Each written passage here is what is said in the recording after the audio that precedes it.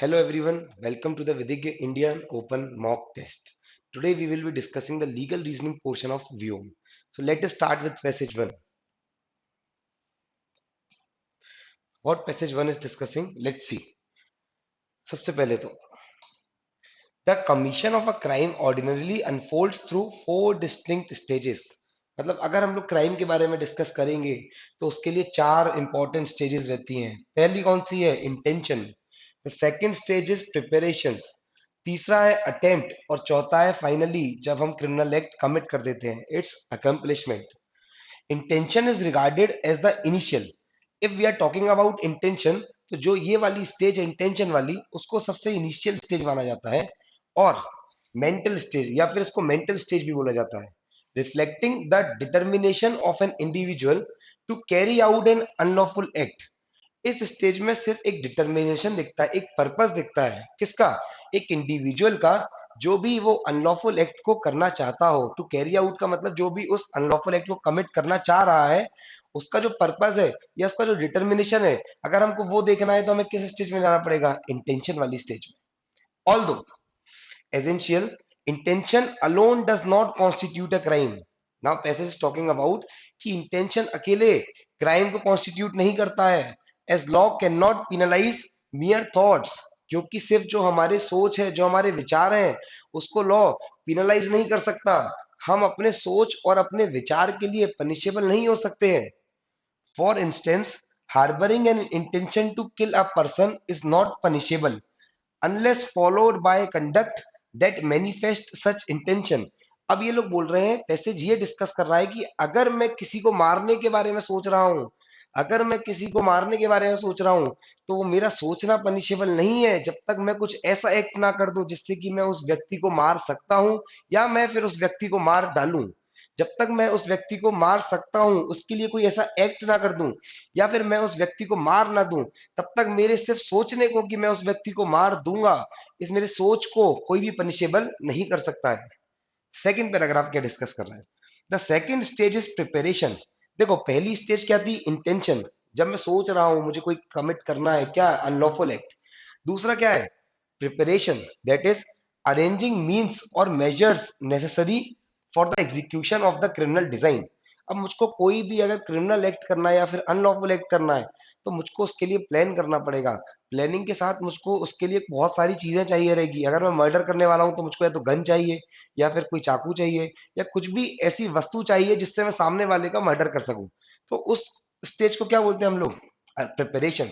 मतलब कि जब हम जो भी मीन्स या जो भी मेजर हमको कोई भी अनलॉफुल एक्ट कमिट करने के लिए चाहिए, उस स्टेज को बोलते हैं हम लोग preparation. Generally preparation is not punishable since it is difficult to establish with certainty that the preparations were made exclusively for a particular offence. ये लोग बोल रहे हैं कि जनरली, ज्यादातर देखा जाए तो प्रिपरेशन को पनिशेबल नहीं किया जाता है. क्यों? क्योंकि सामने वाला अगर चलो चाकू खरीदने गया है, तो आप कैसे पता करोगे कि वो चाकू किसी को मर्डर करने के लिए खरीदने गया है? इसीलिए ज्यादातर जो प्रिपरेशन वाली स्टेज है उसको भी हम लोग पनिशेबल नहीं करते हैं. For example, purchasing a pistol में सर्व अ लॉफुल और अनलॉफुल पर्पस. जो भी हम लोगों ने एग्जाम्पल डिस्कस किया कि यार पिस्टल खरीदने जा रहा हूं, तो जरूरी थोड़ी है मैं किसी को मारने के लिए ही पिस्टल खरीद रहा हूँ. शायद मैं सेल्फ डिफेंस के लिए, मेरे पास प्रॉपर लाइसेंस है पिस्टल खरीदने का और मैं उस लाइसेंस के अकॉर्डिंगली वो पिस्टल खरीदने जा रहा हूँ. However, the law prescribes punishment for preparation in exceptional situations. अब इन लोगों ने एक एक्सेप्शन ला दिया कि कुछ एक्सेप्शनल सिचुएशन, मतलब कुछ ऐसी सिचुएशंस हैं जहां पर प्रिपरेशंस को या प्रिपरेशन के लिए पनिश किया जा सकता है. Such as waging war against the government. अगर हम गवर्नमेंट के अगेंस्ट वॉर करने का सोच रहे हैं, अगर उसके लिए प्रिपेयर कर रहे हैं, तो फिर वो प्रिपरेशन मेरी कैसी है? पनिशेबल है. और committing depredation in territories of a state at peace with India. Depredation मतलब अटैक करना. और अगर मैं किसी ऐसी कंट्री में या ऐसी टेरिटरी में अटैक कर दूं जो कि इंडिया के साथ, जिसके बहुत ही अच्छे रिलेशन है, जो कि पीस के साथ है, मतलब इंडिया के साथ बहुत ही पीसफुली, बहुत ही अच्छे बर्ताव के साथ रह रही है, अगर मैं कोई ऐसी टेरिटरी में जाके क्या कर दूं? अटैक कर दूं और इसके लिए प्रिपेयर करना स्टार्ट कर दूं, तो मेरी ऐसी प्रिपरेशन भी क्या हो जाएगी? मेरी पनिशेबल हो जाएगी. आगे देखते हैं मैसेज क्या डिस्कस कर रहा है. The third stage. पहली स्टेज क्या थी? इंटेंशन. दूसरी क्या थी? प्रिपरेशन. तीसरी क्या है?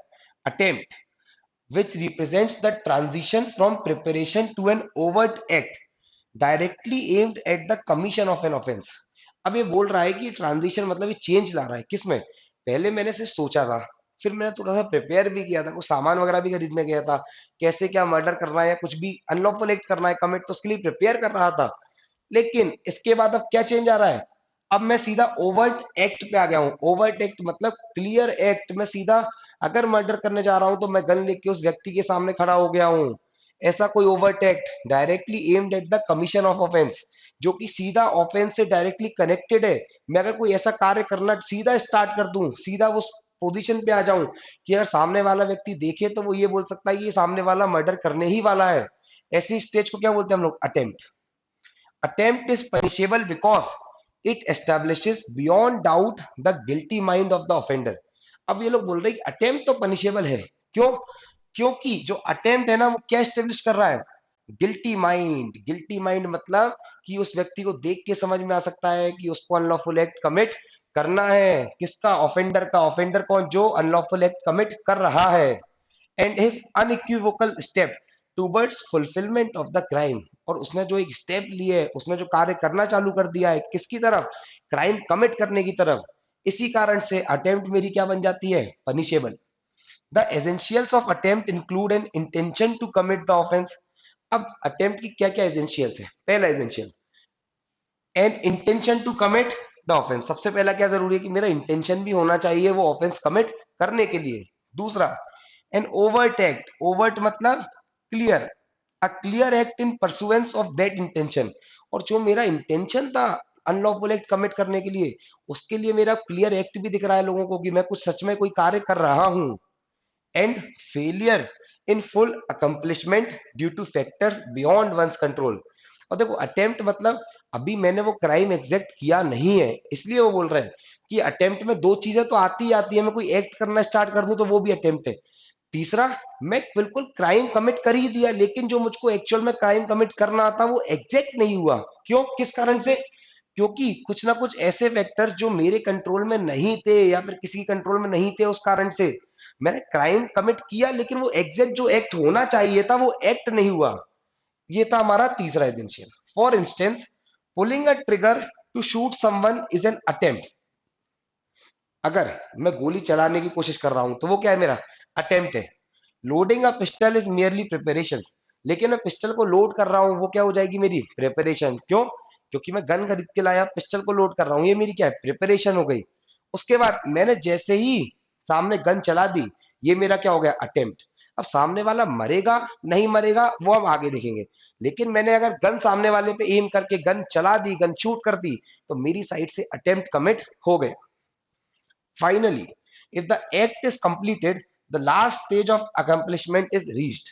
और जैसे ही एक्ट कंप्लीट हो जाएगा, जो मैं एक्ट करना चाह रहा हूं वो एक्ट बिल्कुल कंप्लीट हो जाएगा, जो मेरी लास्ट स्टेज है अकम्पलिशमेंट की वो आ जाएगी, resulting in full criminal liability. और जैसे ही मैं जो एक्ट करने वाला था वो एक्ट पूरा कमिट हो गया, अगर मैं सामने वाले का मर्डर करना चाहता हूँ, मर्डर हो गया, तो मेरा अकम्पलिश हो जाएगा एक्ट, और जो मेरी क्रिमिनल लाइबिलिटी है वो पूरी क्रिमिनल लाइबिलिटी मेरे ऊपर आ जाएगी। For example, if A fires at B with the intention to kill. अगर ए बी के ऊपर फायर करता है किस इंटेंशन से? उसको मारने के इंटेंशन से।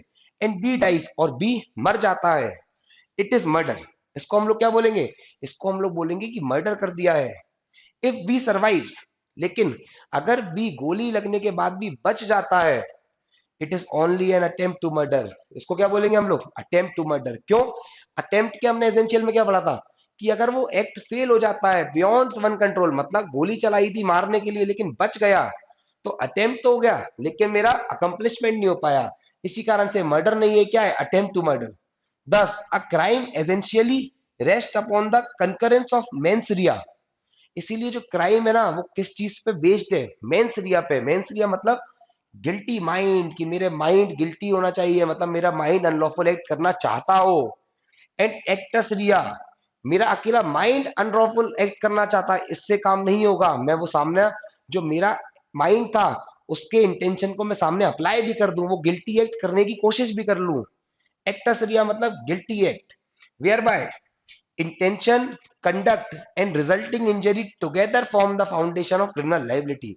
और इसी कारण से इंटेंशन के साथ जब मैं आगे एक्ट कर देता हूं, ये सारी चीजें मिलके क्या बना देती है मेरी पूरी लाइबिलिटी, क्रिमिनल लाइबिलिटी। इतना क्लियर है क्लास मैसेज? क्वेश्चन देखते हैं। क्वेश्चन नंबर 1 क्या बात कर रहा है? सो क्वेश्चन नंबर 53 क्या बात करता है? Which stage of crime is considered merely a mental process and therefore not punishable in itself? ऐसी कौन सी स्टेज है क्राइम की जिसको सिर्फ हम मेंटल प्रोसेस मानते हैं या मेंटल स्टेज मानते हैं और इसी कारण से वो पनिशेबल नहीं है? So we will go back to the passage. हमको याद आएगा कि हमने जो सबसे पहली स्टेज देखी थी, क्या थी वो? इंटेंशन। जो सबसे पहली स्टेज देखी थी हमने इंटेंशन, उसमें बहुत ही क्लियर वर्ड्स में लिखा था कि intention is just a mental stage. और जब इंटेंशन सिर्फ एक मेंटल स्टेज है, तो जो हमारा बी ऑप्शन है प्रिपरेशन, क्या प्रिपरेशन भी मेंटल स्टेज है? क्या नहीं। प्रिपरेशन में तो जो हमने सोचा था उसको करना चालू कर दिया, इसलिए प्रिपरेशन क्या हमारा गलत हो जाएगा। अटेम्प्ट, क्या अटेम्प्ट सिर्फ हम मेंटल स्टेज पे है? क्या नहीं। अटेम्प्ट मतलब हमने बिल्कुल गोली चला दी, तो वो भी मेंटल स्टेज पे नहीं बचे। अब इंटेंशन था और इंटेंशन ऑप्शन में दिया हुआ है, ये ऑप्शन को पूरा पढ़ते हैं। Intention as it involves only a resolved purpose without action, क्योंकि इसमें कोई एक्शन नहीं कर रहे हैं, सिर्फ हमारा पर्पस है कि हमारा पर्पस है कुछ एक्ट कमिट करना है, इसलिए करेक्ट आंसर कौन सा हो जाएगा? Option number A. जब ऑप्शन नंबर ए सही हो गया तो नन ऑफ द अबव वाला है वो ऑप्शन क्या हो जाएगा? गलत। करेक्ट आंसर कौन सा हो जाएगा? Option number A. चेक करते हैं करेक्ट आंसर कौन सा है, option number A. Next question पे मूव करते हैं। क्वेश्चन नंबर 54 क्या बात कर रहा है? Why does the law ordinarily refrain from punishing preparation for an offense? जो भी हमारे कानून बनाए जा रहे हैं वो ज्यादातर जो भी प्रिपरेशन के लिए पनिशमेंट है उसको देने से मना क्यों करती है कि प्रिपरेशन में पनिशमेंट नहीं देना है? ऑप्शंस देखते हैं। पहला, it always represents lawful actions. क्या जरूरी है क्या कि जो प्रिपरेशन है वो हमेशा लॉफुल एक्शन ही रिप्रेजेंट करे? नहीं, हो सकता है प्रिपरेशन के टाइम पे मैं कुछ अनलॉफुल एक्शन के भी सोच रहा हूं, इसी कारण से जो मेरा ऑप्शन है वो क्या हो जाएगा? गलत। It is impossible to distinguish preparation from an intention to commit the specific crime, क्योंकि जो मेरी प्रिपरेशन है उसको इम्पॉसिबल है, मैं कैसे भी करके पता नहीं कर सकता हूं कि मेरी इंटेंशन क्या थी, क्या मेरी इंटेंशन क्राइम कमिट करने की थी या नहीं थी। देखो इम्पॉसिबल नहीं है, पॉसिबल है, आप कर सकते हो। ऐसा नहीं बोल रहे कि इम्पॉसिबल। अगर आप पैसेज भी पढ़ोगे, पैसेज ने ये नहीं बोला था कि इम्पॉसिबल है, पैसेज ने बोला था मुश्किल है, डिफिकल्ट है। इसी कारण से जो इम्पॉसिबल वर्ड है उसके कारण क्या हो जाएगा? बी ऑप्शन गलत। C, it may be ambiguous and not exclusive in nature. अब देखो एम्बिग्युअस मतलब कंफ्यूजिंग, वो कंफ्यूज कर सकता है। हो सकता है हमको लगे कि उसका क्राइम कमिट करने का इरादा हो, शायद उसका क्राइम कमिट करने का इरादा ना हो। और एक्सक्लूसिव ना हो, एक्सक्लूसिव मतलब सर्टेन, वो जरूरी नहीं है कि बिल्कुल एग्जैक्ट हमको पता चल जाए कि वो करना ही चाहता है या नहीं था। इसी कारण से ऑप्शन सी क्या है हमारा सही हो जाएगा। क्यों? क्योंकि पैसेज भी यही बात कर रहा था कि सर वो सर्टेन होना जरूरी नहीं है, पता नहीं है वो सर्टिनिटी के साथ कि सच में वो क्राइम कमिट करना चाहता था कि नहीं। करेक्ट आंसर कौन सा हो जाएगा? ऑप्शन नंबर सी।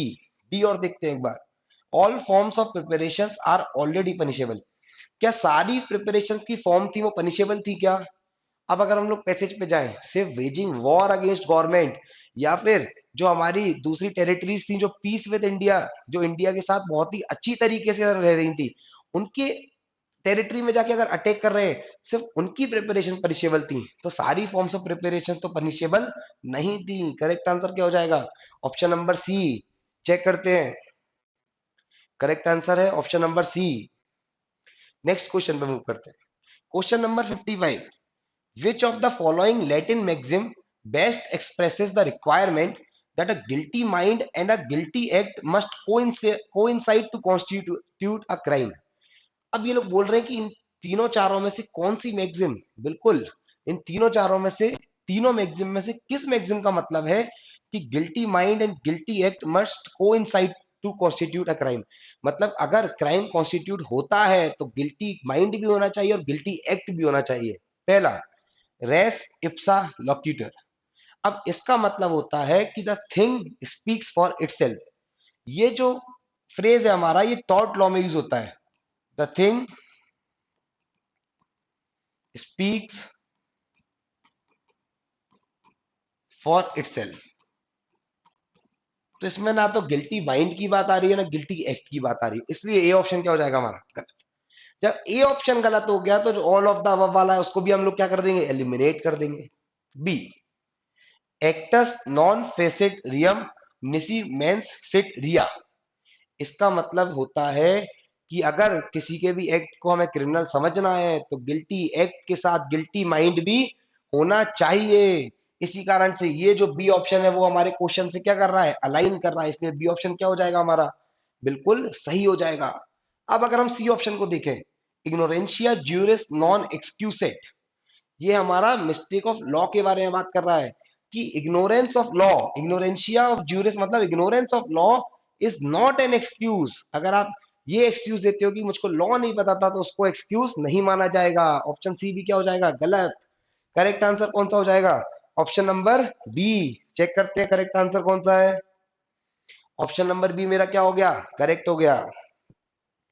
क्वेश्चन नंबर 56 क्या बात कर रहे हैं, which type of offenses under a criminal law may not require mens rea for conviction। इनमें से कौन से ऑफेंस को क्रिमिनल लॉ के अंडर में मेंस रिया की जरूरत नहीं पड़ती है कि मेरा जो भी गिल्टी माइंड है वो नहीं होना चाहिए। पहला, ऑफेंसेस सच एस मर्डर। क्या अगर कोई भी मैं ऐसा रॉन्गफुल एक्ट कर रहा हूँ, मर्डर टाइप क्रिमिनल एक्ट कर रहा हूँ, तो क्या अकेले मेंस रिया या एक्टस रिया से काम हो जाएगा क्या, नहीं, उसमें मेरा इंटेंशन भी देखा जाता है। पैसेज क्या बात कर रहा था, मेंस रिया और एक्टस रिया दोनों होना चाहिए, इसलिए ये ऑप्शन क्या हो जाएगा, गलत। B, crimes like theft that involves unauthorised taking of property. अब जो थेफ्ट का क्राइम है वो क्या है, मेरा क्रिमिनल एक्ट है। और जब मेरा क्रिमिनल एक्ट है तो क्रिमिनल एक्ट के लिए क्या जरूरी है कि गिल्टी माइंड के साथ गिल्टी एक्ट भी होना चाहिए। तो क्या अकेले गिल्टी एक्ट को हम लोग थेफ्ट मान सकते हैं क्या, नहीं, उसके पीछे गिल्टी माइंड भी होना जरूरी है, इसलिए बी भी गलत। Strict liability offences where liability arises regardless of fault. जो स्ट्रिक्ट लाइबिलिटी के ऑफेंसेस हैं, देखो अब स्ट्रिक्ट लाइबिलिटी के ऑफेंस ये बोलते हैं कि जरूरी नहीं है कि मेरा गलत इंटेंशन था क्या। अगर कोई डेंजरस सब्सटेंस मेरी प्रॉपर्टी से बाहर जाता है और किसी को हार्म पहुंचाता है तो कोर्ट ये नहीं देखेगी कि आपका उसमें इंटेंशन था या नहीं था, और इसी कारण से इसमें जरूरी नहीं है मेंस रिया हो, इसलिए स्ट्रिक्ट लाइबिलिटी वाला ऑप्शन क्या हो जाएगा, बिल्कुल सही हो जाएगा। डी ऑप्शन और चेक करते हैं, trespass which involves entering property without permission. जो ट्रेसपास का हमारा एक्ट है, अगर हम उसको क्रिमिनल एक्ट में कंसीडर कर रहे हैं तो इसलिए इंटेंशन जरूरी है कि मैं नोइंगली कर रहा था या अननोइंगली कर रहा था, कोई अनलॉफुल एक्ट जो कि मुझको पता था कि लॉफुल है या नहीं। इसी कारण से ट्रेसपास में भी मेंस रिया भी जरूरी है, मुझको पता होना चाहिए कि मैं कुछ अनलॉफुल एक्ट कर रहा हूं, इसीलिए ये भी क्या हो जाएगा, गलत। करेक्ट आंसर कौन सा हो जाएगा, ऑप्शन नंबर सी। चेक करते हैं करेक्ट आंसर कौन सा है, option number C. Next question पे मूव करते हैं, question number 57, in the example of firing a pistol with intent to kill. जो एक एग्जाम्पल दिया गया था जिसमें पिस्टल को फायर किया गया था किस इंटेंशन से, मारने के इंटेंशन से। What distinguishes murder from attempt to murder. ऐसी क्या चीज थी जो मर्डर को अटेम्प्ट टू मर्डर से डिफरेंशिएट कर रही थी, मर्डर और अटेम्प्ट टू मर्डर में। ठीक है, पहला, specific type and nature of the weapon. क्या हमारे पैसेज में नेचर ऑफ द वेपन के बारे में यूज कर रहे थे क्या, क्या ये बात की गई थी कि वेपन का नेचर कैसा है, क्या वेपन खतरनाक है या नहीं, क्या वेपन खतरनाक नहीं है तो कैसा है, ऐसी कोई भी बात नहीं कर रहे थे, इसलिए क्या हो जाएगा ऑप्शन है मेरा गलत। जब भी हम क्वेश्चंस पढ़े उसके आंसर दे तो पहले हमको ऑप्शंस एलिमिनेट करना चाहिए, ऑप्शन ही क्या हो जाएगा मेरा गलत। B, the mental state of the offender at the time including whether there was formed intent और इम्पल्स। अगर मैं मर्डर और अटेम्प्ट टू मर्डर की बात करूं तो क्या फिर उसमें इंटेंशन देखता था क्या मैं, कि अगर थोड़ा बहुत इंटेंशन कम या ज्यादा है तो मर्डर को मैं अटेम्प्ट टू मर्डर कर दूंगा, नहीं। पैसेज क्या बोल रहा था कि सर सिंपल सी बात है, अगर एक्ट कमिट हो गया, ठीक है ना, और अगर फेल हो गया तो वो क्या हो जाएगा, अटेम्प्ट। और अगर एग्जैक्ट जो एक्ट में करना चाहता था वो कमिट हो गया तो मेरा क्या हो जाएगा, एग्जैक्ट क्रिमिनल एक्ट कमिट हो जाएगा, मतलब अकम्प्लिश हो जाएगा। इसलिए ये भी क्या हो जाएगा मेरा ऑप्शन नंबर बी गलत। सी क्या बात कर रहा है, whether the act was carefully premeditated or carried out spontaneously without planning। क्या प्लानिंग के बारे में बताया था क्या, कि प्लानिंग होगी तो मर्डर होगा या फिर प्लानिंग होगी तो अटेम्प्ट टू मर्डर होगा, नहीं, ये भी बात नहीं की गई है पैसेज में। देखो तीन ऑप्शंस मैंने एलिमिनेट कर दिए हैं। अब वैसे तो मेरा करेक्ट कौन सा होना चाहिए, आंसर नंबर डी, लेकिन इसको पढ़ते हैं। The actual consequence specifically whether the victim dies और सर्वाइव्स द एक्ट। देखो एक्चुअल कॉन्सिक्वेंस देखना पड़ेगा। अगर मैंने गोली चलाई, सामने वाले पर्सन को गोली लग गई और वो बच गया, तो क्या हो जाएगा, मेरा अटेम्प्ट टू मर्डर हो जाएगा। क्यों? क्योंकि बियॉन्ड वन कंट्रोल, किसी के कंट्रोल के बाद भी सामने वाले का जो एक्ट है वो फेल हो गया, तो वो सरवाइव कर गया, तो मेरा क्या हो जाएगा, अटेम्प्ट टू मर्डर। और अगर वो मर जाएगा, इफ ही डाइज, मेरा क्या हो जाएगा, मर्डर का क्राइम हो जाएगा। इसलिए करेक्ट आंसर कौन सा हो जाएगा, ऑप्शन नंबर डी। चेक करते हैं करेक्ट आंसर कौन सा है, ऑप्शन नंबर डी मेरा करेक्ट आंसर हो जाएगा। नेक्स्ट क्वेश्चन में मूव करते हैं, question number 58। Which of the following best explains why attempt is criminally punishable whereas preparation is generally not? अब ये बोल रहे हैं कि इन चारों स्टेटमेंट में से कौन सी स्टेटमेंट सबसे अच्छी तरीके से डिस्क्राइब कर रही है कि क्यों अटेम्प्ट को क्रिमिनली पनिशेबल किया गया है और प्रिपरेशंस को जनरली, ज्यादातर प्रिपरेशंस को क्रिमिनली लाइबल नहीं किया गया। पहला, attempt and preparation are inseparable stages. क्या अटेम्प्ट और प्रिपरेशन इनसेपरेबल है, मतलब दोनों को सेपरेट नहीं किया जा सकता? क्या पैसेज ने इन दोनों स्टेजेस को एक बताया है? क्या नहीं, उन्होंने चार स्टेजेस बताई हैं, चारों अलग अलग। इसी कारण से ए क्या हो जाएगा, गलत। अगर इसको आगे और पढ़ेंगे तो क्या लिखा था ये, बोथ आर पनिशेबल। क्या सारी प्रिपरेशन पनिशेबल होती है? क्या नहीं, सिर्फ दो एक्सेप्शन पैसेज ने बताए हैं। इसी कारण से ऑप्शन ए क्या हो जाएगा, गलत। प्रिपरेशन ऑलवेज इंप्लाइज सम लॉफुल पर्पस और इंटेंट। क्या जरूरी है क्या कि प्रिपरेशन में हमेशा लॉफुल पर्पस ही हो? मैं जिस भी एक्ट के लिए प्रिपेयर कर रहा हूं, जरूरी है क्या वो एक्ट लॉफुल ही हो? नहीं, क्योंकि अगर मैं मर्डर के लिए प्रिपेयर कर रहा हूं तो मेरा मर्डर करने का एक्ट कैसा है, अनलॉफुल है। ऑप्शन बी क्या हो जाएगा मेरा, गलत। C, attempt shows both clear intent and an overt act towards crime. देखो अटेम्प्ट का क्या बोल रहे हैं लोग कि अटेम्प्ट बिल्कुल क्लियर इंटेंशन बताता है। जब मैंने अटेम्प्ट कर रहा हूं तो मेरा क्लियर इंटेंशन दिख रहा है। और अटेम्प्ट कब माना जाएगा, जब मैं कोई एक्ट करना स्टार्ट कर दूं, मैं कोई ओवर्ट एक्ट मतलब कोई क्लियर एक्ट करना स्टार्ट कर दूं। इसलिए मेरा सी ऑप्शन अभी सही लग रहा है। डी को और चेक करते हैं तो समझ में आएगा कि उससे कोई बेटर अंडरस्टैंडिंग वाला तो नहीं है। डी बोल रहा है none of the above option, तो नन ऑफ द अबव की तो बात ही खत्म हो गई। करेक्ट आंसर कौन सा हो जाएगा, ऑप्शन नंबर सी। चेक करते हैं करेक्ट आंसर कौन सा है, ऑप्शन नंबर सी मेरा करेक्ट आंसर हो जाएगा। Now we will move to passage number 2। क्या बात कर रहा है passage 2, the wild life protection act 1972। जो वाइल्ड लाइफ प्रोटेक्शन एक्ट है 1972 का, is a landmark Indian law aimed at conserving wild animals. जो ये लॉ बनाया गया था, इसका मेन पर्पस क्या था, इसका मेन पर्पस था कि जिससे वाइल्ड एनिमल्स को बचाया जा सके, बर्ड्स को बचाया जा सके, और जो प्लांट्स है उनको बचाया जा सके। अब किस कारण से बचा रहे हैं, to maintain ecological balance for human survival. जिससे कि अगर आगे हमको मनुष्य में जीवन चाहिए, आगे हमें इस दुनिया में मनुष्य चाहिए, ह्यूमंस का सर्वाइवल चाहिए, तो उनके लिए एक जो इकोलॉजिकल बैलेंस है, जो हमारी प्रकृति है, वो बची रहनी चाहिए। इसी कारण से वाइल्ड लाइफ प्रोटेक्शन एक्ट 1972 बनाया गया था। आगे, it provides a detailed legal framework for wild life habitat management.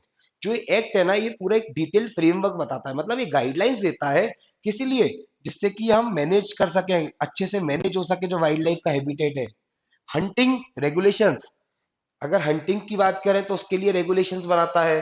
And control of trade in flora fauna and derivatives. और जो ट्रेड चल रहा है लकड़ी को लेकर, फूलों को लेकर, या कोई भी ऐसे डेरिवेटिव्स मतलब प्लांट से रिलेटेड प्रोडक्ट्स को लेके जिसके लिए बिजनेस चल रहा है, उसके रिगार्डिंग रूल्स एंड रेगुलेशंस बना सके।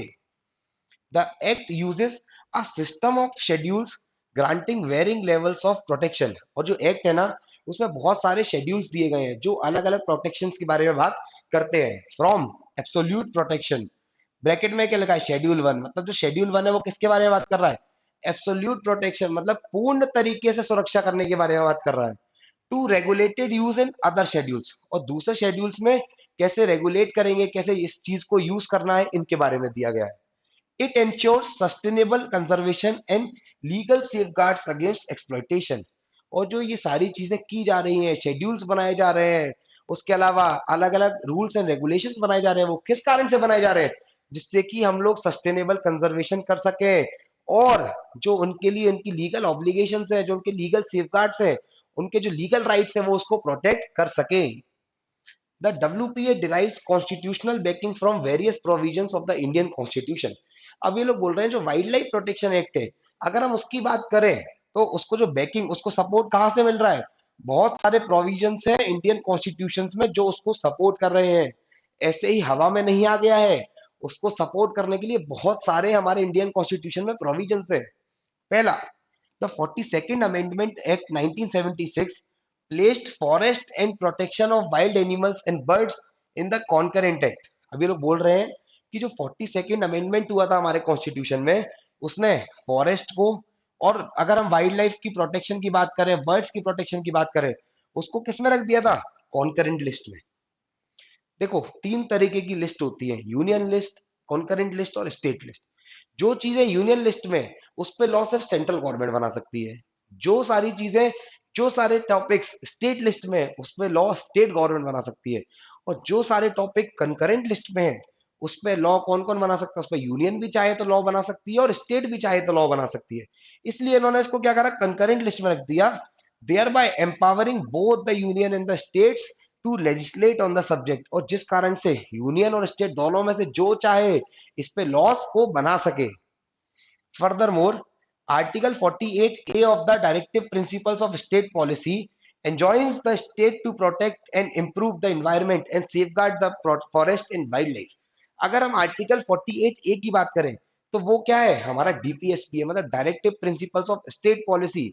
ये एक ऐसा डायरेक्टिव प्रिंसिपल है जो कि बोलता है कि स्टेट को प्रोटेक्ट करना चाहिए, इंप्रूव करना चाहिए हमारे फॉरेस्ट को, वाइल्ड लाइफ को, एनिमल्स को, इन सबको सेफगार्ड करना चाहिए, इन सबको प्रोटेक्ट करना चाहिए। उसके अलावा आर्टिकल 51A, अब आर्टिकल 51A जी जो है, imposes a fundamental duty upon every citizen. अगर हम लोग 48 की बात कर रहे थे, तो जो आर्टिकल 48A था वो हमारा स्टेट पे ड्यूटी दे रहा था, वो बोल रहा था स्टेट को करना है। और 51A सब क्लॉज जी जो है, वो सिटीजन को ड्यूटी दे रहा है कि सब सिटीजन को क्या करना चाहिए? सब सिटीजन को प्रोटेक्ट करना चाहिए, इंप्रूव करना चाहिए the natural environment including forest. सारे सिटीजन्स की ड्यूटी है कि प्रोटेक्ट करें, इंप्रूव करें किस चीज को? नेचुरल एनवायरमेंट को, जो कि क्या इंक्लूड करता है? फॉरेस्ट, लेक्स, रिवर्स, नदियां एंड वाइल्ड लाइफ, जितने भी हमारे जानवर हैं उन सबको हमें प्रोटेक्ट करना चाहिए। दस, the WPA embodies both constitutional directives and duties in its legal framework। और इसी कारण से जो वाइल्ड लाइफ प्रोटेक्शन एक्ट है, वो कहीं ना कहीं जितने भी लीगल डायरेक्टिव्स है, जो भी हमारे लीगल जो भी लॉज है, उनको भी बता रहा है, और साथ ही साथ हमारे ऊपर एक ड्यूटीज भी इम्पोज कर रहा है कि आपको भी क्या करना है, सिटीजन्स को भी इन सारी चीजों को प्रोटेक्ट करना है। आगे चेक करते हैं पैसेज क्या बात कर रहा है। At the international level, in the international plane, मतलब अभी तक हम लोग सिर्फ इंडिया के लेवल पे बात कर रहे थे, अब हम इंटरनेशनल लेवल पे आ रहे हैं। At the international level, the act has facilitated India's accession to the convention on international trade in endangered species of wild fauna and flora CITES by incorporating provisions regulating trade in endangered species। अब वो बोल रहे हैं international level पे भी India किस चीज में एंटर किया है? इंडिया ने किस चीज में एंटर किया? एक कन्वेंशन में, जो कि बात कर रहा था इंडेंजर्ड स्पीशीज के बारे में, फ्लोरा और फौना के बारे में। आगे, subsequent amendments including the wildlife protection amendment act 2022 have further aligned domestic law with international obligations। और जो 2022 में wild life protection amendment act आया था, इसने क्या किया? जो हमारे इंटरनेशनल लेवल के कन्वेंशन थे ना, उसके जो क्लॉजेज है वो हमारे डोमेस्टिक लॉ में पुट ऑन कर दिए। Streamlining schedules and enhancing penalties for violation. और इससे एक और चीज क्या करी इन्होंने? स्ट्रीमलाइन करा किस चीज को? शेड्यूल्स को। शेड्यूल्स को प्रॉपर वे में ड्राफ्ट किया और पेनल्टीज को और एनहांस कर दिया, और अच्छे से पेनल्टीज को बढ़ा दिया। किसके लिए? अगर कोई वायलेट कर रहा है कोई भी प्रोविजंस को। आगे, moreover, bodies such as the national board for wild life. अब बॉडीज के बारे में बात कर रहे हैं। पहली बॉडी कौन सी है? National board for wild life, the national tiger conservation authority and the wild life crime control bureau. तीन बॉडीज बताई है। पहली कौन सी है? National board for wild life, the national tiger conservation authority and the wild life crime control bureau have been established under the act. ये सारी bodies किसके अंडर में एस्टेब्लिश हुई है? इस एक्ट के तहत एस्टेब्लिश हुई है।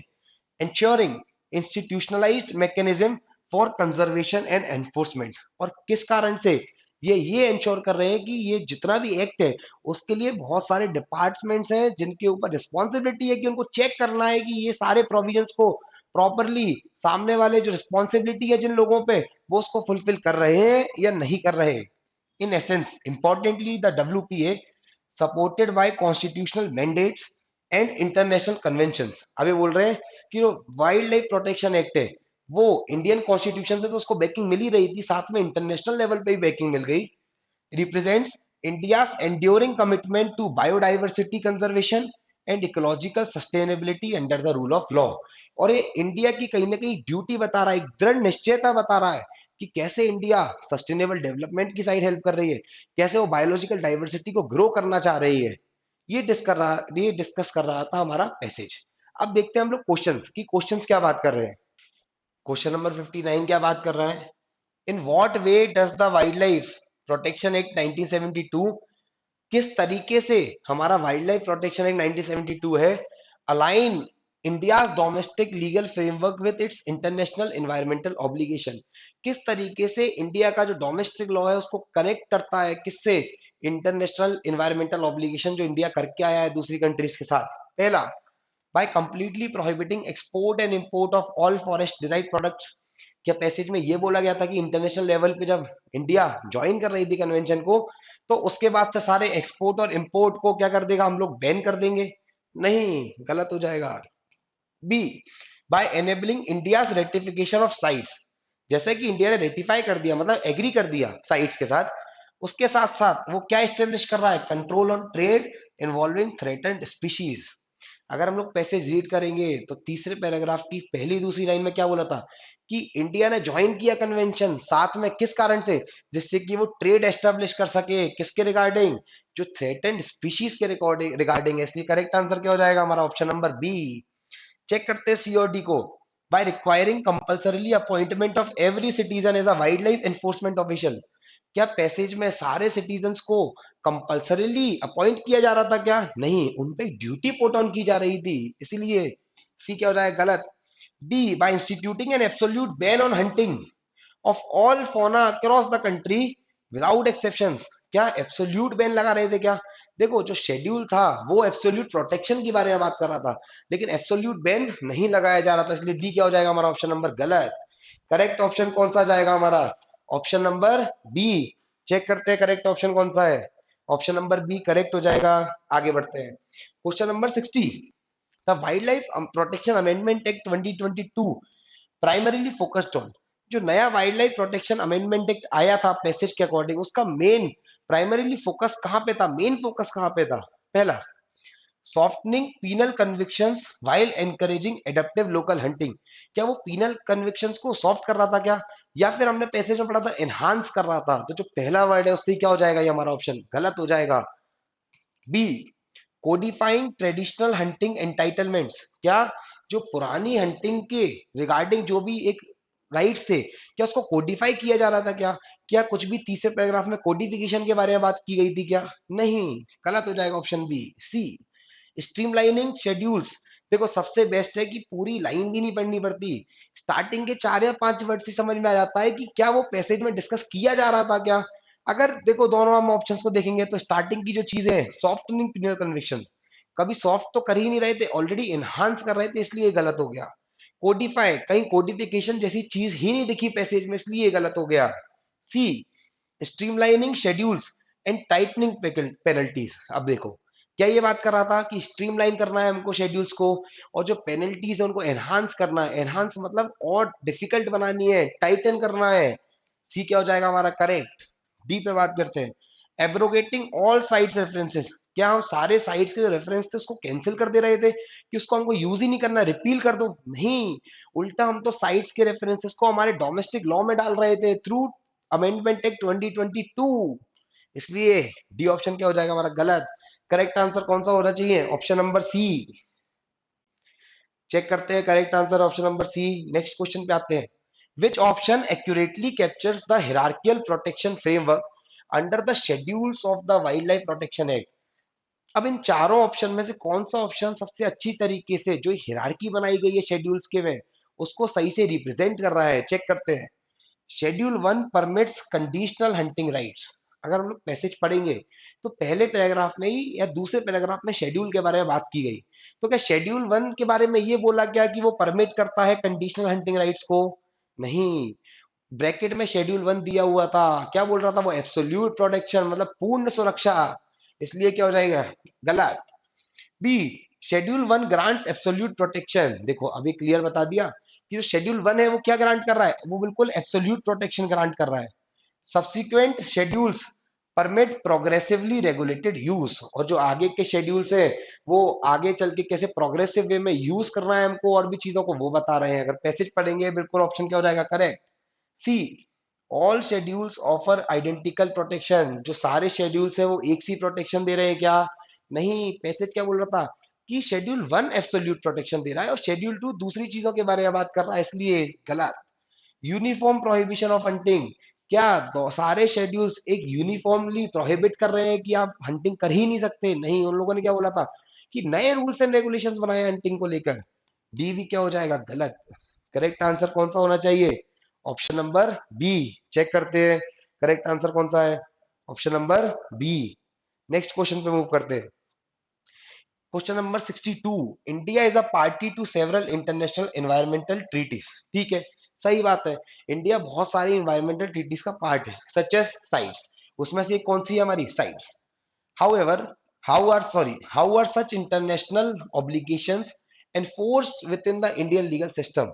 लेकिन जितने भी ये इंटरनेशनल हमारे अलग अलग ऑब्लिगेशंस है उसको हम इंटरनेशनल लेवल से नेशनल लेवल पर कैसे लेके आ रहे हैं, उसको कैसे हमारे लीगल सिस्टम में पुट ऑन कर रहे हैं। पहला, international treaties automatically becomes enforceable. क्या अगर हम लोगों ने कोई भी इंटरनेशनल ट्रीटी साइन कर ली क्या वो ऑटोमेटिकली एनफोर्सिएबल हो जाती है क्या? नहीं। पैसेज क्या बात कर रहा था कि प्रोटेक्शन एक्ट 2022, जो अमेंडमेंट एक्ट 2022 लाए थे उसके थ्रू इंटरनेशनल ऑब्लिगेशंस को डोमेस्टिक लॉ में हम लोगों ने पुट ऑन किया था, इसलिए ऑटोमेटिक तो नहीं होता है। गलत। B, international treaties generally require domestic legislation और legal provisions to be enforceable. बिल्कुल सही। अगर हमें इंटरनेशनल ऑब्लिगेशंस को लाना है तो कहीं ना कहीं हमको लॉ बनाना पड़ेगा या फिर डोमेस्टिक प्रोविजन में अमेंडमेंट करने पड़ेंगे। बिल्कुल सही आंसर। सी और डी और चेक करते हैं। International treaties are binding only on individuals. क्या इंटरनेशनल ट्रीटी सिर्फ इंडिविजुअल्स पे बाइंडिंग है एंड नॉट ऑन गवर्नमेंट? क्या पैसेज ऐसा बोल रहा है कि सिर्फ इंडिविजुअल पर बाइंडिंग है? नहीं, इसलिए ऑप्शन सी क्या हो जाएगा? गलत। D, international treaties have no relevance in India. क्या इंडिया में कोई भी रेलेवेंस ही नहीं है इंटरनेशनल ट्रीटी का unless the supreme court choose to directly apply them? अगर सुप्रीम कोर्ट जब तक खुद से नहीं चाहेगी, क्या जब तक कोई भी रेलेवेंस नहीं होगा क्या? वापस से पैसेज को याद करो, क्या सुप्रीम कोर्ट की भी बात कहीं की गई थी क्या? कहीं पे भी बात नहीं की गई, इसलिए डी क्या हो जाएगा? करेक्ट। करेक्ट इनकरेक्ट हो जाएगा। ऑप्शन नंबर बी हमारा क्या हो जाएगा? बिल्कुल करेक्ट आंसर। नेक्स्ट क्वेश्चन पे मूव करते हैं। क्वेश्चन नंबर 63 क्या बात कर रहा है? Which of the following options best encapsulates the fundamental purpose of directive principles of state policy such as article 48A regarding environmental protection? अब इसमें से कौन सा ऑप्शन सबसे अच्छी तरीके से बता रहा है क्या क्या फंडामेंटल पर्पस था directive principles of state policy का, डीपीएसपी का, सच एज आर्टिकल 48A? क्या पैसे में बोला गया था कि आर्टिकल 48 क्या ए क्या है? Directive principles of state policy है जो कि किस पे, जो कि इंपोज कर रहा है एक ड्यूटी स्टेट के ऊपर। पहला, they impose legally binding penalties on violators similarly to the enforceable nature of fundamental right. अब देखो जितनी भी directive principles of state policy होते हैं ना, एक्चुअल में वो क्या होता है, वो नॉन एनफोर्सिएबल होते हैं, वो नॉन जस्टिसिएबल होते हैं in the court of law. अगर कोई सामने वाला फॉलो नहीं कर रहा तो आप उसको कोर्ट ऑफ लॉ के आगे चैलेंज नहीं कर सकते। और जब आप कोर्ट ऑफ लॉ के आगे चैलेंज नहीं कर सकते तो क्या लीगली बाइंडिंग हो सकती है क्या? नहीं। B, their enforcement is conditional and apply only during constitutionally declared national emergency. देखो डीपीएसपी को कभी भी आप लेके ही नहीं जा सकते कोर्ट के आगे, तो क्या कुछ इमरजेंसी लगेगी क्या? नहीं। चाहे कितनी भी इमरजेंसी हो जाए, आप उसको कोर्ट के आगे लेके नहीं जा सकते हो। सिर्फ एक ये ड्यूटी है स्टेट की, या जब स्टेट पॉलिसीज बना रही है हमारी सेंट्रल गवर्नमेंट या स्टेट गवर्नमेंट, उनकी ड्यूटी है कि इसको इन सारी चीजों को अपने दिमाग में रखना पड़ेगा। लेकिन अगर इसके अगेंस्ट जाके भी कुछ बनाते हैं तो उनके लिए आप कोर्ट ऑफ लॉ के आगे नहीं जा सकते हो। इसलिए ऑप्शन बी क्या हो जाएगा? गलत। C, they serve as non justiciable guidelines. देखो, नॉन जस्टिसिएबल गाइडलाइंस है, कोर्ट के आगे नहीं लेके जा सकते हैं। meant to steer government policy and legislative frameworks without court enforcement। वो सिर्फ गवर्नमेंट को एडवाइस देने के लिए कि जब भी आप कोई लॉ बनाओ, इन सारी directive principle of state policy DPSP को अपने ध्यान में रख के बनाओ। सी करेक्ट हो जाएगा। एक बार डी और चेक करते हैं। दे bind only the central government action policies excluding the legislative and executive. कि वो सिर्फ सेंट्रल गवर्नमेंट को बाइंड करता है, नहीं, वो सब लोगों को बाइंड कर रहा है। सारी जो स्टेट की गवर्नमेंट की सेंट्रल लेवल पे स्टेट लेवल पे जितनी भी अथॉरिटीज है सबको बाइंड कर रहा है, लेकिन लीगली बाइंड नहीं कर रहा। वो क्या बोल रहे हैं? सिर्फ आपको इन चीजों को ध्यान में रखना है। इसलिए ऑप्शन डी क्या हो जाएगा? गलत। ऑप्शन सी क्या हो जाएगा हमारा? बिल्कुल करेक्ट। चेक करते हैं करेक्ट आंसर कौन सा है हमारा। ऑप्शन नंबर सी हमारा करेक्ट हो जाएगा। नेक्स्ट क्वेश्चन में मूव करते हैं। क्वेश्चन नंबर 64 क्या बात कर रहा है? Question number 64, Article 51A(g) of the Indian Constitution imposes a duty on citizens regarding the environment। ये बोल रहा है कि आर्टिकल 51A(g) है, जो आर्टिकल 51A क्लॉज जी किसका? इंडियन कॉन्स्टिट्यूशन का। वो सिटीजन्स पे ड्यूटी इम्पोज कर रहा है जिससे कि वो एनवायरनमेंट का ध्यान रखें। विच of the following best reflects this duty? और इन चारों में से कौन सा सबसे अच्छी तरीके से वो ड्यूटी बता रहा है जिसके regarding article 51A sub clause जी हमारे पैसेज में दिया हुआ है? पहला, a citizen must ensure industrial activities generate maximum economic growth। देखो, जो 51A सब क्लॉज जी की ड्यूटी थी वो क्या थी? कि सिटीजन्स को भी कहीं ना कहीं सस्टेनेबल डेवलपमेंट में हेल्प करना पड़ेगा। वाइल्ड लाइफ, फ्लोरा और फोना, एनिमल्स, इन सब का, प्लांट, लेक्स, रिवर्स, इन सब चीजों का ध्यान रखना पड़ेगा। कहीं भी क्या मैक्सिमम इकोनॉमिक ग्रोथ की बात की थी क्या? नहीं, इकोनॉमिक ग्रोथ की बात नहीं की, मैक्सिमम इन्वायरमेंटल ग्रोथ की बात की है। दूसरा, every citizen must protect and improve the natural environment including forest, lakes, rivers and wild life. ये तो सही लग रहा है कि आपको एनवायरनमेंट का ध्यान रखना है, लेक्स का ध्यान रखना है, रिवर्स का ध्यान रखना है, फॉरेस्ट का ध्यान रखना है। करेक्ट आंसर क्या हो जाएगा हमारा? ऑप्शन नंबर बी, सी और डी। और चेक करते हैं। देखो, सारे ऑप्शन इसलिए चेक करो, क्या पता किसी में और ज्यादा बेटर रीजनिंग दी हो। जैसे कि C option, citizens are free to exploit natural resources. क्या सिटीजन्स को नेचुरल रिसोर्सेज एक्सप्लॉइट करने के लिए बिल्कुल फ्री हैंड दे दिया गया है कि जैसे चाहो इनको खत्म कर दो? नहीं, उल्टा क्या ड्यूटी दे रहे हैं कि आपको बचा के रखना है, आपको प्रोटेक्ट करना है। इसलिए सी क्या हो जाएगा? गलत। D, only the state and not individual citizens. क्या सिर्फ स्टेट की ड्यूटी है? क्या स्टेट का ऑब्लिगेशन है क्या? नहीं। आर्टिकल 51A सब क्लॉज जी तो हमें बिल्कुल प्रॉपर तरीके से बोल रहा है कि वो ड्यूटी इंडिविजुअल पर इंपोज कर रहा है। डी भी क्या हो जाएगा हमारा? गलत। करेक्ट आंसर कौन सा हो जाएगा हमारा? Option number B. चेक करते हैं करेक्ट कौन सा है हमारा। ऑप्शन नंबर बी हमारा करेक्ट आंसर हो जाएगा। Let us move to passage number 3। Passage number 3 क्या बात कर रहा है? Quasi contracts. अब देखो, कॉन्ट्रैक्ट से रिलेटेड पैसेज है, लॉ ऑफ कॉन्ट्रैक्ट से रिलेटेड। और क्वाजी कॉन्ट्रैक्ट जो लॉ ऑफ कॉन्ट्रैक्ट का एक टॉपिक है जिसमें ऑब्लिगेशन को भी कॉन्ट्रैक्ट मान लिया जाता है, उसके बारे में डिस्कस कर रहे हैं। Quasi contract represent a distinct category of legal obligations imposed by law. जो क्वाजी कॉन्ट्रैक्ट है वो एक बहुत ही डिफरेंट कैटेगरी के बारे में बात कर रहा है। किससे रिलेटेड? कॉन्ट्रैक्ट लॉ में रिलेटेड, जिसमें एक लीगल ऑब्लिगेशंस कौन इम्पोज कर रहा है? लॉ इम्पोज कर रहा है। यहाँ पे जरूरी नहीं है कंसिडरेशन है, लेकिन लॉ, हमारा कोर्ट या हमारा कानून बोल रहा है कि वहां पे आपके ऊपर एक लीगल ऑब्लिगेशन आ जाता है। Guided by the principles of equity, justice and good conscience. और ये किसके प्रिंसिपल्स के तहत आता है? जो हमारे प्रिंसिपल्स है इक्विटी का, जस्टिस का और गुड कॉन्साइंस का। अनलाइक ट्रेडिशनल कॉन्ट्रैक्ट्स, जो हमारे नॉर्मल कॉन्ट्रैक्ट बनते हैं दोनों पार्टी के थ्रू, जिसमें ऑफर होता है, एक्सेप्टेंस होता है, कंसिडरेशन होती है, अग्रीमेंट बनता है, फिर एनफोर्सेबिलिटी चेक करते हैं, उसको हम पूरा बोलते हैं traditional contract. They do not arise from mutual agreement. देखो, ट्रेडिशनल कॉन्ट्रैक्ट में क्या जरूरी है? दोनों पार्टीज म्यूचुअली एग्री करना चाहिए। लेकिन ये लोग बोल रहे हैं कि जो हमारा क्वाजी कॉन्ट्रैक्ट है उसमें जरूरी नहीं है म्यूचुअल एग्रीमेंट हो, जरूरी नहीं है कि दोनों पार्टीज एग्री करें। ऑफर हो या फिर एक्सेप्टेंस हो या फिर कंसिडरेशन हो, जरूरी नहीं है सारी चीजें उसमें हमारी ऑलरेडी प्रेजेंट हो। Instead, they are legal remedies structured to prevent unjust enrichment. ये सिर्फ एक ऐसी लीगल रेमेडी है जिससे किसी को बेवजह का कोई फायदा या किसी को एक्स्ट्रा बेनिफिट ना मिले। अनजस्ट एनरिचमेंट मतलब ऐसा बेनिफिट जो कि उसके लिए सही नहीं है। ensuring that no individual gains unfairly at another's expense, और किसी और के खर्चे पे या किसी और के कारण किसी दूसरे व्यक्ति को गलत तरीके से कोई फायदा ना मिल जाए, इसी कारण से हम लोग क्वाजी कॉन्ट्रैक्ट का कॉन्सेप्ट पढ़ रहे हैं। The term quasi signifies as if. Quasi का मतलब होता है एज इफ, मतलब कि शायद। एज इफ मतलब शायद, meaning the law treats them as if they were contract. कि लॉ इनको कैसा ट्रीट करता है कि जैसे कि, शायद यानी जैसे कि वो क्या है, कॉन्ट्रैक्ट हो, चाहे उसमें जो कॉन्ट्रैक्ट के एसेंशियल एलिमेंट हो, चाहे दो essential contractual elements are absent, चाहे फिर उसके अंदर से जो कॉन्ट्रेक्चुअल एलिमेंट्स होने चाहिए थे वो चाहे प्रेजेंट हो या नहीं हो। आगे क्या बोल रहा है, the doctrine of unjust enrichment forms the basis of quasi contract. और ये जो डॉक्ट्रिन है, जो प्रिंसिपल है, ये जो रूल है किसका, अनजस्ट एनरिचमेंट का, कि किसी एक व्यक्ति को कुछ अलग से बेवजह का फायदा नहीं होना चाहिए। यही है हमारा मेन बेसिस किसका, क्वाजी कॉन्ट्रैक्ट का। It operates on the principle that one party should not benefit at the cost of another without providing restitution। restitution मतलब रीइंबर्समेंट या फिर पैसे वापस दिए बिना किसी को भी फायदा लेने का अधिकार नहीं है।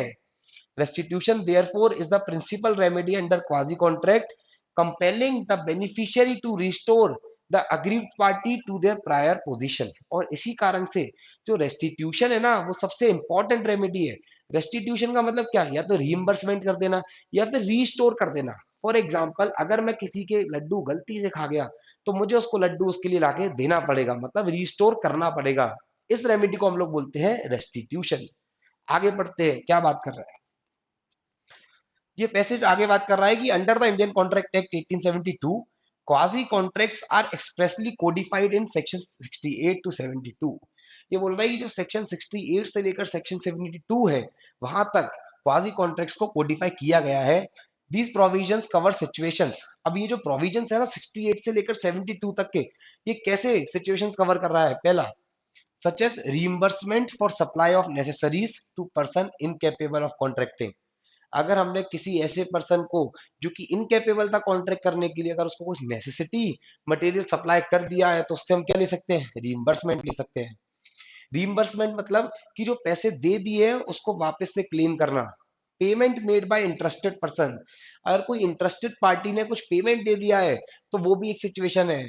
Obligation arising from enjoying non gratuitous benefit, अगर हम किसी का कुछ भी बेनिफिट ले लेते हैं, अगर कोई ने कुछ ऐसा कार्य किया था जो हमको फ्री में नहीं करना चाहता था वो सामने वाला व्यक्ति, लेकिन हम उस चीज का बेनिफिट ले लेते हैं तो हमको उसको वापस करना पड़ेगा। The responsibility of finder of a goods, अगर किसी को हमारा कोई सामान मिल जाता है या हमको किसी और का सामान मिल जाता है तो हमारी क्या रिस्पॉन्सिबिलिटी होनी चाहिए। And repayment of money paid under a mistake और कोवर्जन, और अगर गलती से किसी को कोई पैसे पे कर दिए या फिर किसी के डर के कारण पैसे पे कर दिए तो वो वापस से रीपेमेंट करना पड़ेगा। अगर हमने किसी से गलती से पैसे आ गए हमारे पास या किसी ने डर के मारे हमको पैसे दे दिए, हमको उस पार्टी को वापस से क्या करना पड़ेगा, हमको वापस से उस पार्टी को पैसे देना पड़ेगा। आगे चेक करते हैं, although fundamentally involuntary quasi contractual obligations are enforceable against specific individuals. देखो वैसे तो इनवॉल्यूंटरी है, कोई जान करके थोड़ी कर रहा है, लेकिन तो भी जो हमारा क्वाजी कॉन्ट्रैक्ट है ना, जो इसकी ऑब्लिगेशंस है, अगर हमको इसको कोर्ट ऑफ लॉ के आगे ले जाके एनफोर्स कराना है तो हमको इसको इंडिविजुअल्स के आगे ही एनफोर्स करवाना पड़ेगा, मतलब किसी स्पेसिफिक इंडिविजुअल्स के अगेंस्ट एनफोर्स करवाना पड़ेगा।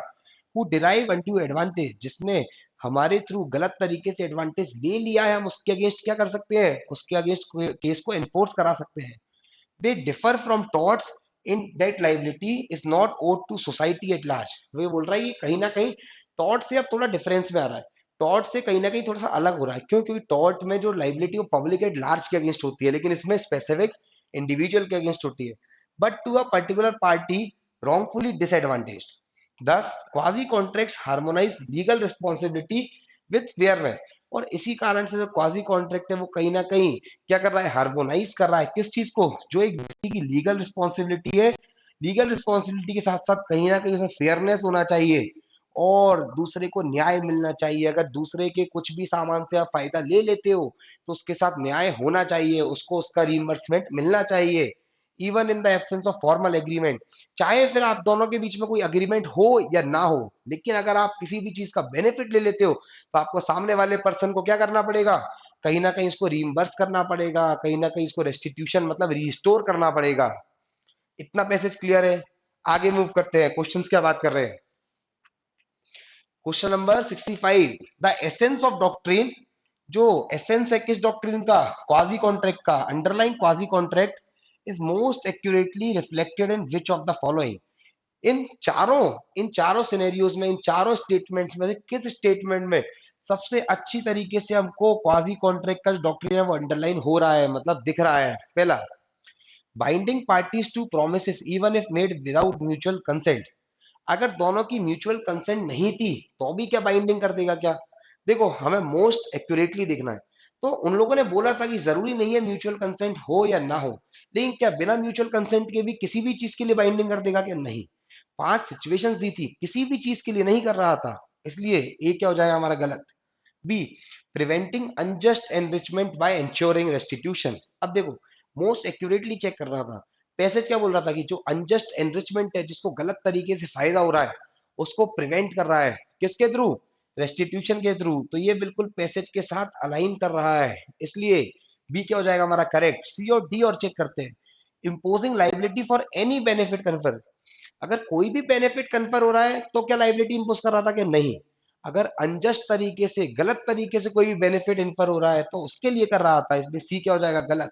D, penalizing parties whose acts though not contractual cause harm to society at large, कि ऐसे सारे एक्ट जो कि कॉन्ट्रेक्चुअल नहीं है लेकिन सोसाइटी एट लार्ज को कहीं ना कहीं अफेक्ट कर रहे हैं, क्या ऐसे एक्ट में क्वाजी कॉन्ट्रैक्ट मान रहे थे क्या? अगर हम लोग पैसेज को देखें तो क्या बोल रहा था पैसेज, कि स्पेसिफिक इंडिविजुअल्स के अगेंस्ट हम लोग क्या कर सकते हैं, इन्फोर्स करा सकते हैं, सोसाइटी एट लार्ज के अगेंस्ट इन्फोर्स नहीं करते हैं। डी क्या हो जाएगा रॉन्ग, करेक्ट आंसर कौन सा हो जाएगा? Option number B. आगे बढ़ते हैं नेक्स्ट क्वेश्चन पे, चेक करते हैं पहले आंसर क्या है। Answer correct option number B. Next question, question number 66, a minor falls ill during travel and his neighbour passes for, neighbour pays for his medicine and hospital bills. एक minor है, उसकी तबीयत खराब हो जाती है, उसके जो नेबर है वो उसकी मेडिसिन और हॉस्पिटल बिल्स के लिए पे करते हैं। Can neighbour lawfully recover the expenses from minor's father under quasi contract principles? अब अगर हम देखेंगे तो माइनर क्या हो गया, क्या माइनर कॉन्ट्रैक्ट कर सकता है क्या? नहीं, माइनर इनकेपेबल ऑफ कॉन्ट्रैक्ट है। और क्वाजी कॉन्ट्रैक्ट की सिचुएशन थी वो क्या बात कर रही थी, कि अगर कोई पर्सन इनकेपेबल ऑफ कॉन्ट्रैक्ट है और उसको नेसेसिटी मटेरियल सप्लाई कर देते हैं तो यहाँ पे मेडिसिन और हॉस्पिटल बिल्स क्या हो गए, नेसेसिटी मटेरियल में आ गए। और अगर नेसेसिटी मटेरियल सप्लाई कर देते हैं तो कहीं ना कहीं हम उसके लिए क्या ले सकते हैं, रीइंबर्समेंट ले सकते हैं। तो क्या इस केस में रीइंबर्समेंट लिया जा सकता है? सर बिल्कुल लिया जा सकता है, इसलिए जो नो वाले हैं वो क्या हो जाएंगे गलत। सी और डी को चेक करते हैं, पहले डी देखते हैं। Yes but minor himself will be personally liable to repay neighbour once he attains majority. क्या ऐसा कुछ पैसेज ने बोला क्या? उसने बोला कि रीइंबर्समेंट क्लेम कर सकता है। अब माइनर से कर सकता है या नहीं ऐसा कुछ नहीं बोला, इसलिए जो रीजनिंग है ये हमारे पैसेज के साथ अलाइन नहीं कर रही, गलत। सी क्या हो जाएगा मेरा correct. Yes, neighbour must be repaid since necessities were supplied to a minor. Simple सी बात, कि नेबर को रिम्बर्समेंट मिलना चाहिए क्योंकि उसने माइनर को किस चीज के साथ सप्लाई किया, नेसेसिटी मटेरियल के साथ। इसलिए सी क्या हो जाएगी मेरी करेक्ट रीजनिंग हो जाएगी। करेक्ट आंसर कौन सा हो जाएगा? ऑप्शन नंबर सी।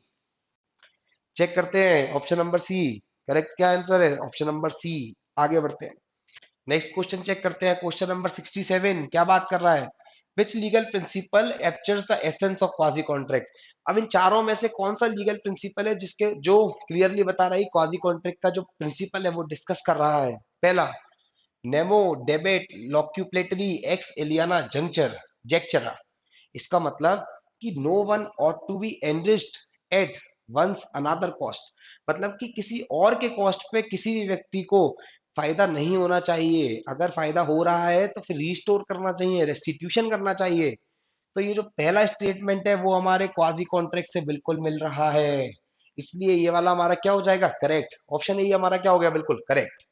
बी सी और डी इनका भी मतलब समझते हैं, वो भी जस्ट ए बी रेमेडियम। मतलब कि where there is right there is a remedy. अगर कहीं भी आपका कोई राइट है तो कहीं ना कहीं उसके लिए कोई ना कोई रेमेडी भी होगी, लेकिन ये क्वाजी कॉन्ट्रैक्ट से मिलता जुलता नहीं है, इसलिए गलत। सी, नेमो डेबिट ऐसे जुडेक्स इन प्रोप्रिया कॉजा, मतलब कि कोई भी व्यक्ति अपने खुद के केस में जज नहीं हो सकता। नो पर्सन कैन बी जज इन हिज ओन केस, तो ये भी क्वाजी कॉन्ट्रैक्ट से नहीं मिल रहा। सी क्या हो जाए गलत। D, ex nudo pacto non oritur action, मतलब कि कोई भी अकेला bare promise without any consideration, उससे हमारा अग्रीमेंट या कॉन्ट्रैक्ट नहीं बनता। सिर्फ मैं प्रॉमिस कर दिया लेकिन कंसिडरेशन ही प्रेजेंट नहीं है, तो क्या मेरा कॉन्ट्रैक्ट बन पाएगा? क्या नहीं। या मेरा एग्रीमेंट बन पाएगा? क्या नहीं। करेक्ट आंसर कौन सा हो जाएगा? Option number A. चेक करते हैं, ऑप्शन नंबर ए क्या हो गया मेरा करेक्ट आंसर हो गया। Next question, question number 68, which of the following scenarios best illustrates a legal obligation arising from a quasi contract? इनमें से कौन सा सिनेरियो बिल्कुल करेक्ट तरीके से लीगल ऑब्लिगेशन बता रहा है? किससे रिलेटेड? क्वाजी कॉन्ट्रैक्ट से रिलेटेड। पहला, G volunteers to clean H garden without any expectation of payment. अब किसी भी एक्सपेक्टेशन के बिना क्या कर रहा है? जी खुद से वॉलंटियर कर रहा है। देखो, अब क्या बोला था? ये अनजस्ट एनरिचमेंट, नॉन ग्रेचुइटस पेमेंट, मतलब कि जिसमें मैं नहीं चाहता था कि सामने वाले को कुछ चीज फ्री में मिले, जब मैं खुद से ही पहले से एक्सपेक्ट कर रहा हूं कि पेमेंट मिलेगा ही नहीं, तो क्या मेरा पर्पस था क्या फ्री में देना? नहीं। मेरे को क्लियर पता था कि मैं फ्री में देना चाहता हूं, इसलिए क्या हो जाएगा? गलत। वापस समझते हैं, नॉन ग्रेटिट्यूअस पेमेंट मतलब कि मुझको किसी को, सामने वाले को कोई चीज फ्री में नहीं देनी थी, उसने वो यूज कर ली, तो मुझको इसका बेनिफिट, जो सामने वाले को बेनिफिट हो गया, तो मुझको इसका रिइंबर्समेंट मिलना चाहिए, रिस्टोर होना चाहिए, बिल्कुल ऐसा पैसेज बोल रहा था। लेकिन अब यहाँ पे क्या है? Without any expectation of payment, मतलब मैं पहले से ही सोच रहा हूँ कि सामने वाले को फ्री में ही कर देता हूँ। अब सामने वाले का मैंने काम कर दिया, तो क्या मैं उससे रिइंबर्समेंट ले सकता हूँ? क्या नहीं। क्यों? क्योंकि मेरा पहले से इंटेंशन क्या था? फ्री में काम करना, इसलिए ऑप्शन ए क्या हो जाएगा? गलत। B, C lends money to D based on a handshake agreement. देखो, अब जो हैंडशेक हो रहा है वो क्या हो गया? हमने किसी को ऑफर दिया, हैंडशेक क्या हो गया? Acceptance by conduct. तो क्या यहाँ पे कुछ चीज एब्सेंट है? क्या सारी चीजें प्रेजेंट है? ऑफर है, सामने से क्लियर एक्सेप्टेंस है। क्या किसी को अनजस्ट एनरिचमेंट मिला? क्या किसी को अनड्यू एडवांटेज मिला? क्या नहीं। बी क्या हो जाए? गलत। C, E promises to sell his bike to F but changes his mind before any payment is made. E ने एफ को प्रॉमिस किया कि वो अपनी बाइक सेल करेगा, और बाद में उसका मन बदल गया। अब क्या इसके लिए इसको रिइंबर्समेंट मिलना चाहिए? क्या जब बाइक बेची ही नहीं गई, तो क्या किसी को अनड्यू एडवांटेज मिला? क्या नहीं। सी क्या हो जाए? गलत। बचा अपना ऑप्शन नंबर डी। जब तीनों एलिमिनेट हो गए तो बचता कौन सा? Option number D. तो करेक्ट कौन सा हो जाएगा हमारा? ऑप्शन नंबर डी करेक्ट हो जाएगा। A accidentally delivers goods to B, गलती से ए ने बी को गुड्स डिलीवर कर दिए। हु यूजेस देम, और बी ने क्या करा? उसको यूज कर लिया बिना किसी पैसे दिए या फिर ए को बताए। क्या हमने देखा था एक सिचुएशन की, गलती से अगर डिलीवरी हो गई तो आपको उसको वापस करना पड़ेगा, इसलिए करेक्ट आंसर क्या हो जाएगा? Option number D. चेक करते हैं करेक्ट आंसर कौन सा है हमारा। तो ऑप्शन डी जो है वो हमारा क्या हो जाएगा? Correct answer. आगे बढ़ते हैं, question number 69, in what key way do quasi contracts obligations differ from tortious liability. अब किस तरीके से जो क्वाजी कॉन्ट्रैक्ट है वो टॉर्शियस लायबिलिटी से डिफर करता है, डिफरेंस क्रिएट करता है, particularly with respect to nature of the duty owed and parties to whom liability is informed enforced। अगर हम पर्टिकुलरली देखें कि क्या ड्यूटी होनी चाहिए थी और कैसे एनफोर्स होना चाहिए, उसको लेके दोनों में क्या डिफरेंस है, देखते हैं। स्टार्ट। पहला, quasi contracts impose liability to society at large. जो क्वाजी कॉन्ट्रैक्ट है ना कहीं उसकी लायबिलिटी है वो कैसी है? सोसाइटी एट लार्ज में। ऐसा मेरा स्टेटमेंट नंबर 1 बोल रहा है। अगर मैं पैसेज पे जाके चेक करूंगा तो पैसेज क्या बोल रहा था? कि जो क्वाजी कॉन्ट्रैक्ट की लायबिलिटी है कहीं ना कहीं वो स्पेसिफिक इंडिविजुअल्स के अगेंस्ट है, तो इसी कारण से जो सोसाइटी एट लार्ज की बात कर रहे हैं वो क्या हो जाएगा? ऑप्शन ए गलत। B, quasi contractual liability arises only from written agreement. क्या सिर्फ रिटन एग्रीमेंट ही होना चाहिए? या फिर एग्रीमेंट नहीं भी है और किसी को अनड्यू एडवांटेज मिल गया तो मेरा क्वाजी कॉन्ट्रैक्ट बन जाएगा? तो जिसलिए जो रिटन एग्रीमेंट की बात की है ये क्या हो जाएगा? गलत। C, quasi contract involves criminal sections. क्या कहीं भी पैसेज में क्रिमिनल सैंक्शन की बात की गई थी? क्या कि क्वाजी कॉन्ट्रैक्ट में क्रिमिनल सैंक्शन मिल रहा था या क्रिमिनल सैंक्शन हो रहे थे? नहीं। बचा कौन सा? ऑप्शन नंबर डी मेरा क्या हो जाएगा? Correct. Quasi contract impose liability towards specific individual. जो क्वाजी कॉन्ट्रैक्ट है ना, it imposes liability against specific individual. And if we will refer to the passage, passage is also trying to say that कि जो quasi contract है वो कहीं ना कहीं स्पेसिफिक इंडिविजुअल्स के अगेंस्ट लाइबिलिटी कर रहा है, वेयर एज और जो टॉर्ट लॉ है उसकी जो ड्यूटी है वो पूरी पब्लिक एट लार्ज को है। तो करेक्ट आंसर क्या हो जाएगा मेरा? Option number D. चेक करते हैं करेक्ट आंसर कौन सा है। तो ऑप्शन नंबर डी मेरा क्या हो जाएगा? Correct answer. If we will now move on to passage number 4, let's see passage number 4 क्या डिस्कस कर रहा है। The Trademark Act 1999 is the principal legislation governing the registration। अभी ट्रेडमार्क एक्ट के बारे में बात कर रहा है और बोल रहा है कि जो ट्रेडमार्क एक्ट है वो एक बहुत ही प्रिंसिपल लेजिस्लेशन है, बहुत ही इंपॉर्टेंट लेजिस्लेशन है, जो कि क्या देख रहा है? जो कि रजिस्ट्रेशन देख रहा है, प्रोटेक्शन देख रहा है, कैसे प्रोटेक्ट करना है और कैसे एनफोर्स कराना है, कैसे कोर्ट के आगे ले जाना है, किस चीज को? जितने भी ट्रेडमार्क राइट्स हैं, जितने भी ट्रेडमार्क से रिलेटेड राइट्स है उनको कैसे प्रोटेक्ट कराना है, कैसे एनफोर्स कराना है। रिप्लेसिंग द अर्लियर 1940 एक्ट, मतलब जो नया एक्ट आया है हमारा ट्रेडमार्क एक्ट 1999, वो किसको रिप्लेस करके आया है? जो ट्रेडमार्क एक्ट 1940 था। आगे, it defines a trademark act as any mark capable of graphical representation. अब ये लोग डिफाइन कर रहे हैं कि जो ट्रेडमार्क है उसका मतलब क्या होता है कि कोई भी ऐसा मार्क, कोई भी ऐसा मार्क जिसको हम ग्राफिकली रिप्रेजेंट कर सके, जिसको हम ऑल ओवर इंडिया या सारी जगहों पे दूसरे देशों में भी ग्राफिकल रिप्रेजेंट कर सके, और distinguishing the goods and services of one person from those of another, और उससे कहीं ना कहीं हम डिफरेंस बता सके, हम उससे कहीं ना कहीं डिस्टिंग्विश कर सके हमारे प्रोडक्ट को दूसरे प्रोडक्ट के साथ, इंक्लूडिंग शेप्स, उसका शेप समझ पाए, पैकेजिंग कि हमारे गुड्स की पैकेजिंग कैसी है, एंड कलर कॉम्बिनेशन, और जो हमारे गुड्स का कलर कॉम्बिनेशन है वो मार्क से आदमी समझ पाए। The act secures exclusive rights to proprietor of registered marks. अब जो ये एक्ट है ना ट्रेडमार्क एक्ट 1999, ये एक्सक्लूसिव राइट्स देता है। एक्सक्लूसिव मतलब जो राइट सिर्फ एक पर्सन उस पे ही है, बिल्कुल उसके अलावा कोई और इसके किसी और के पास ये राइट्स नहीं है। ऐसे एक्सक्लूसिव राइट्स किसको दे रहा है? जो भी प्रोप्राइटर है, जो भी ओनर है उस रजिस्टर्ड मार्क के, thereby preventing unauthorized use and market confusion। और इससे एक चीज क्या रुक रही है कि एक तो कोई भी अनऑथराइज्ड यूज नहीं करेगा, मतलब बिना परमिशन के कोई यूज नहीं कर सकता, और मार्केट में किसी को कंफ्यूजन नहीं होगी, while simultaneously promoting fair competition। और इससे सबसे बेस्ट चीज क्या होगी? वो होगा कि फेयर कंपटीशन होगा, कोई किसी के साथ धोखा नहीं करेगा। It prescribes clear remedies for infringement and provides procedures for assignment. साथ साथ ही जो एक्ट है वो क्या बता रहा है? वो रेमेडीज बता रहा है। इन्फ्रिंजमेंट का मतलब कि अगर कोई भी आपका ये राइट वायलेट करता है, कोई आपसे बिना पूछे यूज करता है, तो इसके लिए रेमेडीज बता रहा है, और प्रोसीजर बता रहा है। Assignment and licensing of trademark. Assignment and licensing मतलब जब हमारा ट्रेडमार्क हम किसी को असाइन कर देते हैं, मतलब किसी को यूज करने के लिए परमिशन दे देते हैं, या फिर उसको प्रॉपर लाइसेंस दे देते हैं कि आप हमारे ट्रेडमार्क को यूज कर सकते हो, उसका क्या बता रहा है? ये प्रोसीजर बता रहा है। Administered by the controller general of patent. इसको पूरा एडमिनिस्टर कौन कर रहा है? जो कंट्रोलर जनरल है, किसका? पेटेंट्स का, डिजाइन्स का, या फिर ट्रेडमार्क का। जो भी एक एक ये पोजीशन है, क्या पोजीशन है? Controller general of patents, design and trademark. जो इनका ये कंट्रोलर है वो इसको एडमिनिस्टर कर रहा है, किसके थ्रू? ट्रेडमार्क रजिस्ट्री के through. The legislation aligns Indian trademark law with international conventions. अब जो ये लेजिस्लेशन है ना, जो ये लॉ बनाया गया, ये कहीं ना कहीं कनेक्ट कर रहा है हमारे डोमेस्टिक लॉ को, किसके साथ? जो हमारे इंटरनेशनल कन्वेंशन है, such as the Paris convention. By consolidating protection mechanism, और प्रोटेक्शन मैकेनिज्म जो इसमें प्रोवाइड किए जा रहे हैं, the act seeks to safeguard brand identity.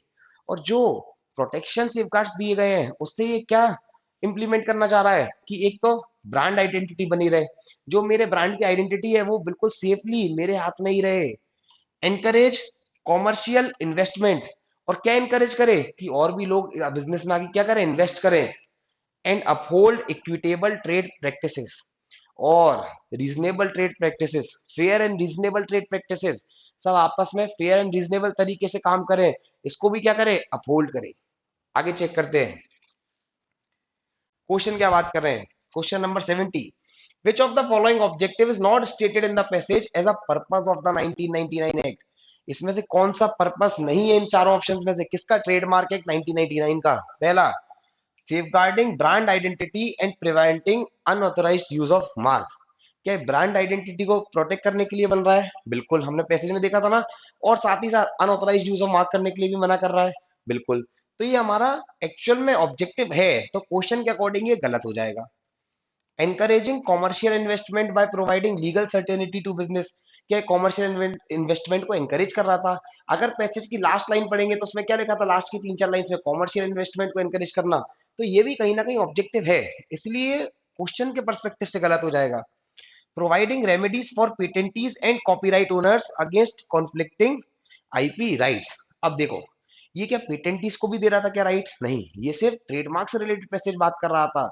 और जब हमारा पैसेज सिर्फ ट्रेडमार्क से रिलेटेड बात कर रहा था, तो क्या ये रेमेडीज पेटेंटीज के लिए भी दे रहा था क्या? नहीं। इसलिए क्या ये ऑब्जेक्टिव है क्या? नहीं। इसलिए करेक्ट आंसर क्या हो जाएगा? ऑप्शन नंबर सी। डी और हमारा क्या हो जाएगा? गलत। आगे देखते हैं करेक्ट आंसर कौन सा है। करेक्ट आंसर है हमारा option number C. Next question देखते हैं। Question number 71। Under the Trademark Act 1999, which one of the following is not explicitly included in the definition of trademark? इन चारों ऑप्शन में से कौन से ऑप्शन को एक्सप्लिसिटली क्लियरली हमारे पैसे इंक्लूड नहीं करता ट्रेडमार्क की डेफिनेशन में? पहला, shape of goods use in trade. Definition को अगर वापस से रीड करोगे तो उसमें शेप्स की बात की गई है, इसलिए क्वेश्चन के पर्सपेक्टिव से गलत हो गया। Packaging of goods distinguishing them in commerce, क्या पैकेजिंग की भी बात की गई है? बिल्कुल बात की गई है, क्वेश्चन के पर्सपेक्टिव से गलत।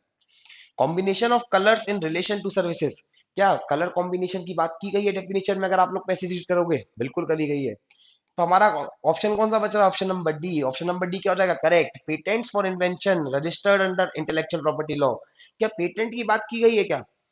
क्लास कंफ्यूज नहीं होना है, वो कंट्रोलर जनरल की बात की गई है, लेकिन सिर्फ वो कंट्रोलर जनरल है, उसमें तीनों नाम एक साथ लिख दिए गए। लेकिन ये पेटेंट की बात अलग से की गई थी क्या? नहीं। इसलिए करेक्ट आंसर कौन सा हो जाएगा मेरा? Option number D. आगे बढ़ते हैं, चेक करते हैं क्या मेरा option number D correct answer है। बिल्कुल करेक्ट है। आगे बढ़ते हैं। Question number 72। What is the principal objective behind granting trademark proprietors exclusive rights? Trademark के जो ओनर्स हैं, जो प्रोप्राइटर्स हैं, उनको एक्सक्लूसिव राइट क्यों दिया गया है? इसके पीछे मेन ऑब्जेक्टिव क्या है? पहला, to secure a commercial monopoly. देखो, पूरी लाइन पढ़ने की जरूरत ही नहीं है। क्या कॉमर्शियल मोनोपोली की कहीं भी बात की गई है क्या? कॉमर्शियल इन्वेस्टमेंट की बात की गई है, लेकिन क्या कॉमर्शियल मोनोपोली की बात की गई है क्या? नहीं। जिसमें कॉम्पिटिटर्स को एक्सक्लूड कर दिया जाए और मार्केट की रियलिटीज को देखा ही ना जाए और सारे कॉम्पिटिटर्स को हटा दिया जाए, ऐसा नहीं बोला उन्होंने। क्या बोला?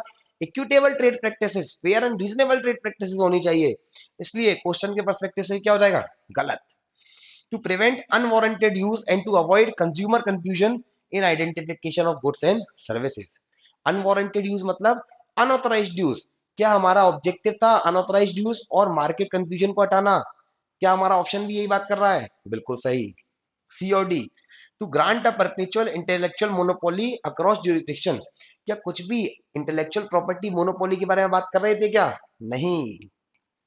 टू सेंट्रलाइज इकोनॉमिक गेन्स, क्या पूरे पैसेज में इकोनॉमिक गेन के बारे में बात की गई क्या? कॉमर्शियल इन्वेस्टमेंट की बात की गई, प्रोपराइटर को गेन के बारे में बात करी गई, लेकिन क्या ब्रांडेड कॉर्पोरेशन में इकोनॉमिक गेन की बात की गई थी क्या? जिसमें आप दूसरे जो छोटे रिटेलर्स हैं उनको एंट्री रेस्ट्रिक्ट कर दी जाए? नहीं। पूरे पैसेज में कहीं भी रिटेलर्स की एंट्री रेस्ट्रिक्ट नहीं कर रहे हैं, सिर्फ जिसका राइट है उसको राइट दे रहे हैं कि आपके पास आपका ट्रेडमार्क है, आप एक्सक्लूसिव राइट रखो अपने पास। इसलिए ऑप्शन डी क्या हो जाएगा मेरा? गलत। करेक्ट आंसर कौन सा हो जाएगा? Option number B. चेक करते हैं, ऑप्शन नंबर बी क्या हो गया मेरा? Correct.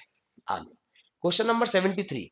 A company registers the unique triangular packaging of its biscuit, another business introduce biscuits in identical triangular packaging. एक कंपनी ट्रायंगुलर पैकेजिंग रखती है, दूसरी कंपनी और आती है, वो भी अपनी पैकेजिंग कैसी रखती है बिस्किट की? ट्रायंगुलर शेप में। Which legal principle has been violated as per the passage? अब इनमें से कौन सा लीगल प्रिंसिपल वायलेट हुआ है पैसेज के अकॉर्डिंग? अगर पैसेज को रीड करोगे तो पैसेज किसके बारे में है? ट्रेडमार्क के बारे में है। और अगर ट्रेडमार्क दोनों की पैकेजिंग से भी रिलेट कर रहा है, और अगर दोनों की पैकेजिंग सेम है, तो क्या हमारा राइट वायलेट हो रहा है? किस चीज का राइट? ट्रेडमार्क का राइट। ऑप्शन देखते हैं। पहला, इंडस्ट्रियल डिजाइन राइट्स, क्या इंडस्ट्रियल डिजाइन राइट्स वायलेट हो रहे हैं? नहीं। क्या पासिंग ऑफ एक्शन के बारे में कहीं बात की गई है क्वेश्चन में? क्या पैसेज में कहीं भी पासिंग ऑफ के बारे में बात की गई है? नहीं। Rights under the trademark act, बिल्कुल सही, कि as packaging is expressly protected as a mark. ये हमें राइट लग रहा है, लेकिन हम डी ऑप्शन और चेक करते हैं, क्या पता इससे बेटर ऑप्शन मिल जाए। A consumer protection obligation requiring क्या कंज्यूमर प्रोटेक्शन ऑब्लिगेशन के बारे में कुछ बात की गई है क्या? सिंपल सा बोला था कि मार्केट कंफ्यूजन नहीं होनी चाहिए। क्या कंज्यूमर प्रोटेक्शन की बात की गई क्या? नहीं। यहाँ पे जिसका ट्रेडमार्क है उसके प्रोटेक्शन के बारे में बात की गई है। ऑप्शन डी क्या हो जाएगा मेरा? गलत। करेक्ट आंसर मेरा कौन सा हो जाएगा? ऑप्शन नंबर सी। चेक करते हैं करेक्ट आंसर कौन सा है मेरा। Option number C. आगे बढ़ते हैं। Question number 74। A business uses a registered trademark without proprietor's permission. एक बिजनेस ने एक रजिस्टर्ड ट्रेडमार्क यूज करा बिना उसके ओनर की परमिशन के। क्या क्लेम किया? कि ये तो फेयर कंपटीशन है, हम सब मार्केट में एक ही जगह बैठे हैं, सब यूज कर सकते हैं। ट्रेडमार्क एक्ट 1999 के according what recourse does the trademark owner है? अब ऐसी क्या रिकोर्स है जो ट्रेडमार्क ओनर के पास है, क्योंकि उसका क्या कर लिया गया, उसका प्रॉपर उसका जो यूज ट्रेडमार्क पर रजिस्टर्ड उसको यूज कर लिया गया है। पहला, the act provides remedies against infringement to stop unauthorised use. क्या एक्ट हमको रेमेडीज बता रहा है क्या? क्या हमने पैसेज में पढ़ा था कि एक्ट प्रोवाइड्स रेमेडीज? बिल्कुल सही। ये सही लग रहा है, लेकिन दूसरे ऑप्शन सब देखते हैं। Such use is permitted if the new user differentiates. क्या ऐसा यूज परमिटेड है क्या? क्या पैसेज ने कुछ बात की थी क्या कि अगर माइनर डिजाइन चेंजेस होंगे तो फिर हम यूज कर सकते हैं? पैसेज ने ऐसा कुछ भी बात नहीं बोला। पैसेज ने बोला अगर रजिस्टर्ड है तो कोई यूज नहीं कर सकता। गलत। Passing off action must be pursued as the act does not cover infringement. क्या पासिंग ऑफ एक्शन के बारे में कहीं भी डिस्कस किया गया है क्या? It is no way discussed in the passage. मतलब कि पैसेज के एम्बिट से क्या है, बाहर है। The trademark owner can only file a complaint after consumer confusion is proven. क्या कंज्यूमर कंफ्यूजन को प्रूव करने की बात की गई है क्या? सिर्फ मैसेज बात कर रहा था मार्केट कंफ्यूजन के बारे में। क्या कहीं प्रूव करने की बात की गई थी क्या? नहीं। हमको आगे का भी पढ़ना पड़ेगा इस प्रूवन, इसलिए गलत हो जाएगा। करेक्ट आंसर कौन सा हो जाएगा मेरा? Option number A. चेक करते हैं इसका करेक्ट आंसर कौन सा है। ऑप्शन नंबर ए मेरा क्या हो जाएगा? Correct answer. आगे बढ़ते हैं। अब हम लोग जाते हैं पैसेज नंबर 5 पे। क्या बोल रहा है पैसेज 5? मेहुल चौकसी accused in the 13,000 crore Punjab national bank fraud.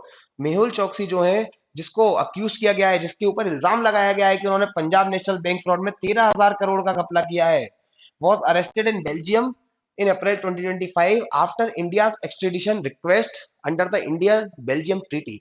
उनको अरेस्ट कर लिया गया था कहां पे? बेल्जियम में। किसके तहत? जो इंडिया और बेल्जियम के साथ दोनों के बीच में एक एक्सट्रेडिशन ट्रीटी है, उसके रिक्वेस्ट के तहत उनको गिरफ्तार कर लिया गया था। The matter is the test of 2020 treaty. अब जो मैटर है ना, ये पूरा किसके रिगार्डिंग है? क्योंकि 2020 में ट्रीटी साइन की गई थी इंडिया और बेल्जियम के बीच में, और उस कारण से जो हमने रिक्वेस्ट की थी कि हमको मेहुल चौकसी अरेस्ट करके दीजिए, बेल्जियम ने हमको अरेस्ट करके दे रही है। With India assuring fair detention condition. जिसमें इंडिया क्या अश्योर कर रही है कि अगर मेहुल चौकसी आते हैं तो हम बिल्कुल उनको प्रॉपरली डिटेन करके रखेंगे, बिल्कुल उनको प्रॉपर कंडीशंस देंगे जेल में, ऐसा इंडिया अश्योर कर रही है। वाइल चौकसी कंटेस्ट, चौकसी क्या आर्ग्यू कर रहे हैं कि extradition on health and human right ground. और वो कंटेस्ट मतलब वो मना कर रहे हैं, वो अगेंस्ट है इसके। वो ये बोल रहे हैं कि मेरे हेल्थ और ह्यूमन राइट्स रिलेशन के ग्राउंड्स की वजह से मेरा एक्स्ट्रेडिशन नहीं किया जाए, क्योंकि मैं अगर इंडिया गया तो मेरा जो ह्यूमन राइट्स है वो वायलेट कर देगी इंडिया। आगे, extradition is the formal process by which one state surrenders a person to another for prosecution और पनिशमेंट। एक्स्ट्रेडिशन के बारे में डिस्कस कर रहे हैं कि एक्स्ट्रेडिशन एक ऐसी फॉर्मल प्रोसेस है जो कि एक स्टेट क्या करती है, एक स्टेट सरेंडर कर देती है एक व्यक्ति को किसके सामने? दूसरे स्टेट के आगे। किसके लिए? या तो प्रोसिक्यूशन, या तो उसके अगेंस्ट केस चलाओ, या फिर उसको पनिश करो। इस प्रोसेस को बोलते हैं extradition. Its purpose is to prevent fugitives. Fugitives मतलब जिसने कोई क्राइम किया है। Its purpose is to prevent fugitives from evading justice by crossing borders. इसका मेन पर्पस क्या है? सिर्फ कि जो हमारे देश से क्राइम करके भाग गया है, फ्यूजिटिव मतलब जो क्राइम करके भाग गया है, उसको पनिशमेंट दी जाए जिससे कि वो उसे बॉर्डर्स क्रॉस करके बच ना सके। In India extradition is governed by the extradition act 1962। India में जो एक्स्ट्रेडिशन की प्रोसेस है वो किससे गवर्न होती है? इंडियन एक्स्ट्रेडिशन एक्ट 1962 से, which provides for extradition even without a treaty governing the same। और जो कि क्या बोल रहा है कि अगर एक्स्ट्रेडिशन ट्रीटी नहीं भी है तो अगर हमारे पास कोई एक्स्ट्रेडिशन मांगने आता है तो हम उसको एक्स्ट्रेडिशन सामने वाले व्यक्ति का करके दे सकते हैं, या फिर हम दूसरे से रिक्वेस्ट भी कर सकते हैं। The act defines an extradition offense as one covered under treaties or, in their absence, any crime punishable by at least 1 year's imprisonment under Indian and the foreign law, including transnational crime। अब ये बोल रहे हैं कि एक्स्ट्रेडिशन offences क्या क्या होते हैं। सबसे पहली चीज, जो एक्स्ट्रेडिशन ट्रीटी में दोनों कंट्रीज के बीच में डिसाइड हुआ है, सबसे पहले तो वो क्या होता है हमारा? एक्स्ट्रेडिशन ऑफेंस। उसके अलावा अगर दोनों कंट्रीज में से किसी भी कंट्री में दोनों कंट्रीज में पनिशमेंट उसकी 1 साल से ज्यादा है या कम से कम 1 साल होनी चाहिए, तो वो ऑफेंस हमारा कैसा हो जाएगा? Extradition offence. अब आगे देखो, under India in the foreign law, India has 48 extradition treaties, India ने 48 एक्स्ट्राडिशन ट्रीटी कर रखी हैं, और ऐसे ही दूसरे 12 other arrangement with different country. 48 countries के संग तो डायरेक्ट एक्स्ट्राडिशन ट्रीटी है, और ऐसे ट्रीटी जैसे 12 अरेंजमेंट और कर चुकी है इंडिया अलग अलग कंट्रीज के साथ। The process begins when the requesting nation submits an official extradition request through diplomatic channel। अब एक्स्ट्राडिशन की प्रोसेस कैसे स्टार्ट होती है? जब जिस कंट्री को हमारी कंट्री से कोई व्यक्ति चाहिए तो वो हमारे को क्या करेगी? एक रिक्वेस्ट भेजेगी। किसके थ्रू? डिप्लोमेटिक चैनल्स के थ्रू, विथ एविडेंस, एविडेंस के साथ कि सामने वाले व्यक्ति ने सर ये क्राइम किया है, इसलिए हमको ये व्यक्ति चाहिए। ऐसी रिक्वेस्ट भेजेगी दूसरी कंट्री, किसको? इंडिया को। आगे, the Indian government forward this to a magistrate. अब इंडियन गवर्नमेंट क्या करेगी? जैसे ही उसके पास रिक्वेस्ट आएगी वो ये रिक्वेस्ट को आगे मजिस्ट्रेट के पास फॉरवर्ड कर देगी। हु एग्जामाइंस द मटेरियल, जो आगे चल के क्या करेंगे? जो भी सारी डिटेल्स है, जो भी सारे डॉक्यूमेंट्स है, उसको एग्जामाइन करेंगे। Issues provisional warrants if needed, और अगर उनको लगेगा तो वारंट इश्यू कर देंगे, सामने वाले को पकड़ने के लिए वारंट इश्यू कर देंगे। एंड कंडक्ट्स एन इंक्वायरी, और उसके बाद इंक्वायरी कंडक्ट करेंगे। If insufficient grounds exist the fugitive is relieved, अगर ग्राउंड सफिशिएंट नहीं होते हैं तो जो व्यक्ति को पकड़ के लाए उसको क्या कर देंगे? रिलीज कर देंगे। अदरवाइज, और अगर ग्राउंड सफिशिएंट हो गए, detention continues until the governments final decision, और अगर ग्राउंड सफिशिएंट है तो फिर उसको डिटेंशन में रख दिया जाएगा, मतलब कि उसको कस्टडी में जेल में रख दिया जाएगा जब तक गवर्नमेंट ऑफ इंडिया कोई फाइनल डिसीजन नहीं लेगी। आगे क्या बात कर रहा है passage? Extradition is subject two important safeguards, साथ में बोल रहा है कि एक्स्ट्राडिशन के साथ हमको और भी चीजों का ध्यान रखना पड़ता है।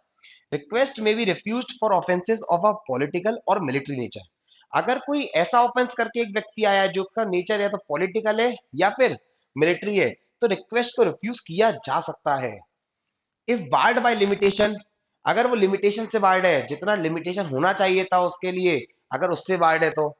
और if discriminatory on the basis of race, और अगर वो जो ऑफेंस है वो डिस्क्रिमिनेशन कर रहा है, वो जो ऑफेंस होना चाहिए था, जो पनिशमेंट होनी चाहिए थी, उसके बाद भी जो पर्सन है उसके साथ डिस्क्रिमिनेशन हो रहा है, किसके बेसिस पे? Either on the basis of race, religion, nationality और पॉलिटिकल ओपिनियन, या तो उसकी रेस की वजह से, नेशनैलिटी वजह से, या उसके पॉलिटिकल ओपिनियन की वजह से अगर उसके साथ हम लोग गलत कर रहे हैं, तो फिर हम लोग ट्रेडिशन एक्स्ट्राडिशन रिक्वेस्ट को क्या कर सकते हैं? मना कर सकते हैं। The principle of speciality restricts trial to the specified offences unless fresh consent is given. जो प्रिंसिपल स्पेशलिटी है ना, वो क्या करता है? वो ट्रायल को रेस्ट्रिक्ट करता है, किस पे? सिर्फ कुछ ऑफेंसेस पे, जब तक कि अलग से फ्रेश कंसेंट दी नहीं गई है। आगे, while treaties form the core of the extradition practice, ये लोग बोल रहे हैं वैसे तो जो ट्रीटीज है वो सबसे इंपॉर्टेंट चीज है, किसकी? एक्स्ट्राडिशन प्रोसेस की। जो ट्रीटीज है वो सबसे कोर चीज एक्स्ट्राडिशन प्रैक्टिस की। इट में occasionally occur on the basis of reciprocity और इंटरनेशनल कन्वेंशन। अगर देखो, ये लोग बोल रहे हैं कि वैसे तो ट्रीटी जरूरी है, लेकिन कभी ट्रीटी नहीं है तो रेसिप्रोसिटी मतलब आपस के रिलेशंस पे, या फिर कोई और इंटरनेशनल कन्वेंशन है उसके बेसिस पे भी एक्स्ट्राडिशन किया जा सकता है। The process demands dual criminality, अब जो प्रोसेस है ना वो डुअल क्रिमिनलिटी डिमांड करता है। डुअल क्रिमिनलिटी का कॉन्सेप्ट बोलता है कि वो जो ऑफेंस जिसके लिए हम एक्स्ट्रेडिशन मांग रहे हैं वो सिर्फ हमारी कंट्री में ऑफेंस नहीं होना चाहिए, वो सामने वाली कंट्री में भी ऑफेंस होना चाहिए। और साथ में क्रेडिबल एविडेंस, ऐसे एविडेंस जो कि बहुत ज्यादा सफिशिएंट है, मोर देन सफिशिएंट है। Increasingly human rights considerations such as prison conditions play a vital role. अब बात में बोल रहे हैं कि ह्यूमन राइट्स कंडीशंस को भी देखना पड़ेगा, जिसमें सबसे इंपॉर्टेंट क्या है? प्रिजन कंडीशन की, जेल्स की कंडीशन क्या है, वो भी बहुत ज्यादा इंपॉर्टेंट है। एविडेंट इन द चौकसी केस, और चौकसी केस जो अभी हम डिस्कस कर रहे हैं सबसे ज्यादा दिक्कत क्या थी? वो कह रहा था मेरा ह्यूमन राइट्स वायलेट हो जाएगा। क्यों? क्योंकि उसको लग रहा था जेल वगैरह में कंडीशन सही नहीं है। Where India highlighted adherence to international humanitarian standards, और इंडिया ने क्या बोला कि वो सारे ह्यूमन राइट्स के स्टैंडर्ड से बिल्कुल प्रॉपर्ली अधेयर करेगी, मतलब बिल्कुल प्रॉपर्ली फॉलो करेगी और चौकसी को कोई भी दिक्कत आने नहीं देगी। आगे देखते हैं क्वेश्चंस क्या बात कर रहे हैं। पहला question, suppose India request Belgium to extradite a fugitive for an online hate speech offence. मान लो कि इंडिया बेल्जियम को रिक्वेस्ट कर रही है कि वो एक फ्यूजिटिव को, जो व्यक्ति क्राइम करके भागा है, उसको हमको सौंप दे, एक्स्ट्राडिट कर दे, किसके लिए? For an online hate speech offence that Belgium classifies as political opinion. एक ऐसा ऑफेंस जो हमारी कंट्री में जिसको हम बोलते हैं ऑनलाइन हेट स्पीच ऑफेंस, लेकिन जिस व्यक्ति जो हमारा व्यक्ति जो बेल्जियम भाग के गया है, बेल्जियम में उस ऑफेंस को क्या मानते हैं, पॉलिटिकल ओपिनियन का।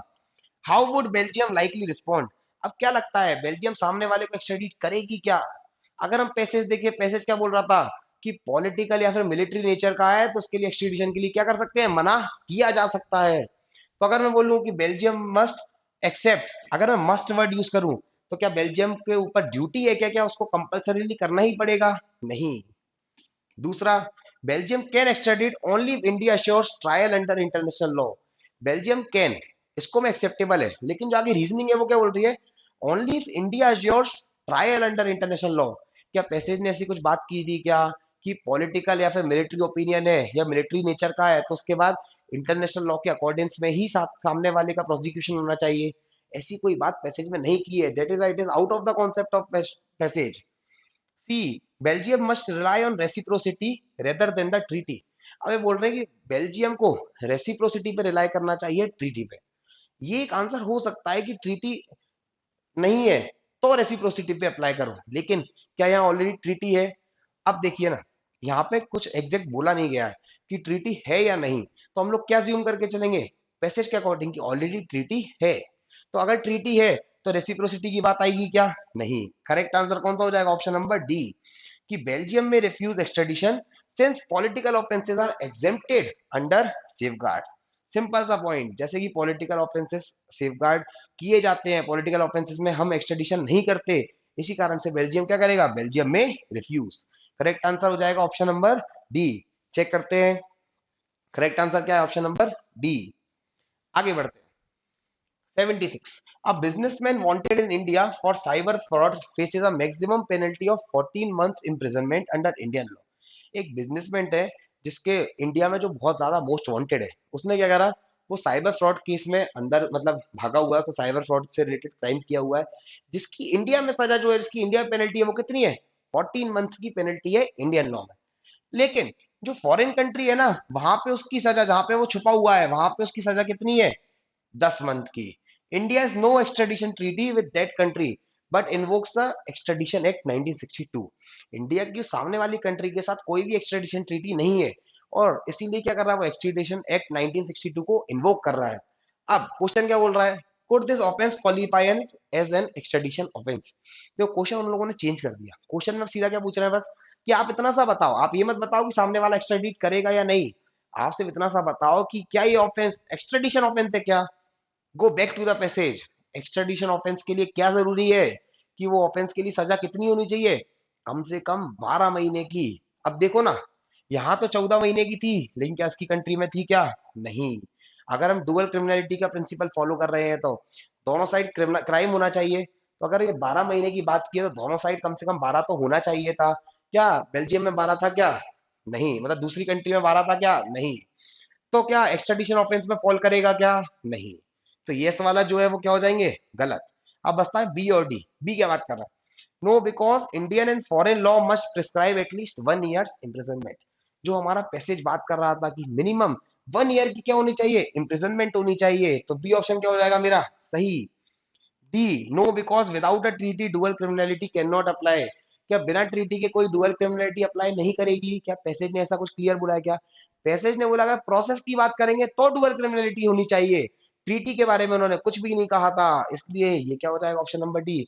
मेरा ऑप्शन नंबर डी क्या हो जाएगा, ऑप्शन नंबर डी बिल्कुल मेरा गलत हो जाएगा। चेक करते हैं किसका करेक्ट आंसर क्या है, इसका correct answer option number B. आगे बढ़ते हैं। Why did, question number 77, Why did India emphasize fair detention conditions? India ने फेयर डिटेंशन कंडीशन पे क्यों ज्यादा महत्व दिया था, क्यों एम्फेसाइज किया था, and humanitarian standards in its assurance to Belgium during Choksi extradition case. उसने ह्यूमैनिटेरियन कंडीशंस पे और फेयर डिटेंशन कंडीशन पे इतना ज्यादा एम्फेसाइज क्यों करा था इंडिया ने, जब वो मेहुल चॉक्सी की क्या ले रही थी, कस्टडी लेने वाली थी। पहला, to address increasing global scrutiny on human rights in extradition matters, क्योंकि जो आजकल ह्यूमन राइट्स का कहीं ना कहीं एक दबाव बढ़ रहा है कि आपको सामने वाले का ह्यूमन राइट्स फॉलो करवाना पड़ेगा, क्या उस कारण से की थी, हाँ करा तो इंडिया ने उस कारण से था अगर हम पैसेज को पढ़ेंगे तो। लेकिन हम और ऑप्शंस में देखते हैं, क्या पता हमको कहीं कोई बेटर ऑप्शन मिल जाए। दूसरा, because the extradition act 1962 mandates strict proof of speciality and consent। देखो, अब बात किसकी कर रहे हैं, ह्यूमैनिटेरियन ग्राउंड्स की। यहाँ पे स्पेशलिटी और कंसेंट की कोई बात आएगी क्या, नहीं, इसलिए क्या हो जाएगा, गलत। Since existing treaties compel reciprocity of prison standards in all cases. Reciprocity की बात की गई है, लेकिन क्या प्रिजन स्टैंडर्ड्स की बात की गई थी क्या? उन्होंने बोला अगर कंट्रीज चाहे तो रेसिप्रोसिटी के बेसिस पे एक्स्ट्राडिट कर सकती हैं, लेकिन क्या रेसिप्रोसिटी का कॉन्सेप्ट प्रिजन स्टैंडर्ड्स के लिए यूज किया गया था पैसेज में, नहीं, इसलिए क्या हो जाएगा, सी, गलत। डी, बेल्जियम में refuse extradition since political offences are exempt under safeguards. क्या बेल्जियम एक्सट्रेडिशन रिफ्यूज कर सकती है क्या, क्योंकि पॉलिटिकल ऑफेंसेस एग्जेम्प्टेड है। अब पॉइंट ये है कि क्या जो ऊपर मेहुल चौकसी वाला केस है, क्या उसमें यह पूछा गया है क्या कि पॉलिटिकल ऑफेंस था या नहीं? नहीं, उन्होंने क्या पूछा कि इंडिया ने क्यों इतना एम्फेसाइज किया ह्यूमैनिटेरियन कंडीशन पे और डिटेंशन कंडीशन पे। इसी कारण से डी क्या हो जाएगा, गलत। करेक्ट आंसर क्या हो जाएगा मेरा, ऑप्शन नंबर ए। चेक करते हैं इसका कि करेक्ट आंसर कौन सा है। ऑप्शन नंबर ए मेरा क्या हो गया, करेक्ट आंसर। आगे बढ़ते हैं, क्वेश्चन नंबर 78 क्या बात कर रहा है, Why is the requirement of dual criminality important in extradition cases? जो डुअल क्रिमिनलिटी की रिक्वायरमेंट है वो एक्स्ट्रेडिशन केसेस में क्यों इंपॉर्टेंट है, देखते हैं। पहला, it ensures the fugitive committing the offence is tried only in India court. क्या डुअल क्रिमिनलिटी ये बोल रहा था क्या कि सिर्फ इंडिया कोर्ट में ही करो, नहीं। डुअल क्रिमिनलिटी का कॉन्सेप्ट क्या बोलता है कि जो जिस क्राइम को करके ये फ्यूजिटिव भागा है वो सिर्फ मेरी कंट्री में क्राइम नहीं होना चाहिए, वो जिस कंट्री से मैं एक्सट्रेडिशन मांग रहा हूँ उसकी कंट्री में भी क्राइम होना चाहिए। क्या कहीं भी ऐसा बोल रहे हैं कि इंडिया कोर्ट में ही ट्राई करेंगे, नहीं। B, it gives benefit of doubt in cases where penalties differ in both countries involve in extradition. क्या पेनल्टीज के डिफरेंस को लेके बात कर रहा है क्या, नहीं। डुअल क्रिमिनलिटी सिंपल सा बोल रहा है कि दोनों देशों में ये जो भी ऑफेंस है वो क्रिमिनल ऑफेंस होना चाहिए, इसलिए बी ऑप्शन भी हमारी रीजनिंग सही नहीं है। It prevents extradition for acts that are not crime in the requested country. देखो, डुअल क्रिमिनलिटी क्या कर रहा है, ये प्रिवेंट कर रहा है, ये रोक रहा है आपको कि अगर सामने वाली कंट्री जिससे आप रिक्वेस्ट कर रहे हो उसका ये ऑफेंस नहीं है तो फिर वो लाइबल नहीं है, या फिर वो कंपेल नहीं की जा सकती ट्रीटी के बाद भी कि वो आपके पर्सन को क्या करे, आपके फ्यूजिटिव को एक्स्ट्राडीट करे। ऑप्शन नंबर सी क्या है मेरा, करेक्ट। डी और चेक करते हैं, it allows extradition even if the act is criminal only in one nation. जब डुअल क्रिमिनलिटी का कॉन्सेप्ट है तो डुअल क्रिमिनलिटी से ही हमें क्या समझ में आ रहा है कि दोनों देशों में कैसा होना चाहिए, क्रिमिनल ऑफेंस होना चाहिए। तो क्या के लिए criminal only in one nation चलेगा क्या, नहीं। करेक्ट आंसर कौन सा हो जाएगा मेरा, option number C. Option number C क्या हो गया मेरा, करेक्ट। आगे बढ़ते हैं, question number 79। The extradition act 1962 excludes political offences from extradition. जो एक्सट्रेडिशन एक्ट है ना वो पॉलिटिकल ऑफेंसेस को एक्सट्रेडिशन से अलग कर देती है। वो बोलती है पॉलिटिकल ऑफेंसेस या फिर जो मिलिट्री के नेचर के ऑफेंसेस है उनको आप एक्सट्रेडिशन के लिए अप्लाई नहीं कर सकते हो। Which of the following is most likely to be classified as non extraditable political offence. इनमें से कौन सा most likely to be classified है, कैसा पॉलिटिकल ऑफेंस जिसको एक्स्ट्राडिट नहीं किया जा सकता? पहला, armed rebellion against the state, classified as sedition. अगर आर्म्ड रिबेलियन है तो क्या आर्म मिलिट्री नेचर वाले को भी पॉलिटिकल ऑफेंस के द्वारा माना गया था? जैसा पैसेज को पढ़ो, क्या लिखा था, पॉलिटिकल ऑफेंस मतलब कि जो ऑफेंस या तो वो पॉलिटिकल नेचर का है या फिर मिलिट्री नेचर का है। तो ये वाला मेरा क्या हो जाएगा, करेक्ट। ऑटोमेटिक अगर मैं ऑप्शन नंबर ए पढ़ूंगा तो मेरा सबसे पहला ही ऑप्शन गलत हो गया, सही हो गया। बी, सी और डी और पढ़ते हैं। लार्ज स्केल बैंकिंग स्कैम, क्या बैंकिंग स्कैम मेरा पॉलिटिकल नेचर का है क्या, नहीं, ना ही मिलिट्री ना ही political. Cross border drug trafficking, cross border drug trafficking क्या मेरा पॉलिटिकल है, क्या वो मेरा मिलिट्री है, नहीं।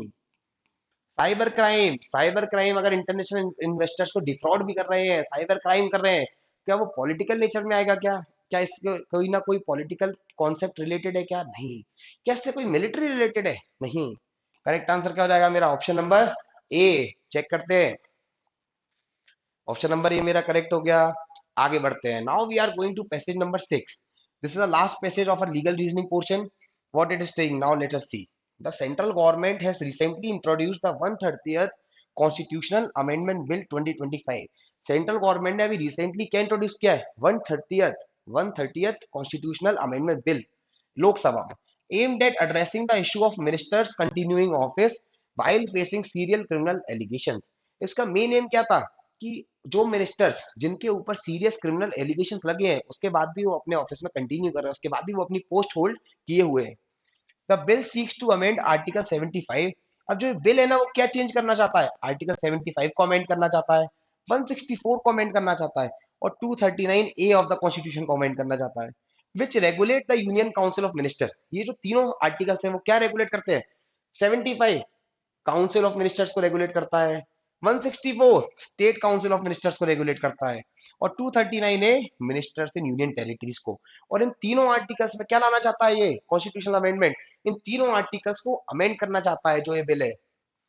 The key provision mandates that if a minister remains in custody for 30 consecutive days on serious criminal charges। अगर हम प्रोविजन की बात करें बिल के तो उसका मेन प्रोविजन क्या है कि अगर कोई भी मिनिस्टर कस्टडी में रहता है कितने दिन के लिए, 30 लगातार 30 दिनों के लिए, किसके भी आप पे, क्रिमिनल चार्जेस के लिए, द प्राइम मिनिस्टर और the chief minister must recommend their removal by the 31st day. और अगर कोई भी मिनिस्टर 30 दिन तक लगातार कस्टडी में रहता है तो या तो प्राइम मिनिस्टर या फिर चीफ मिनिस्टर क्या करेंगे, रिकमेंड करेंगे कि उस मिनिस्टर को रिमूव कर दिया जाए, किस दिन, 31st डे को ही।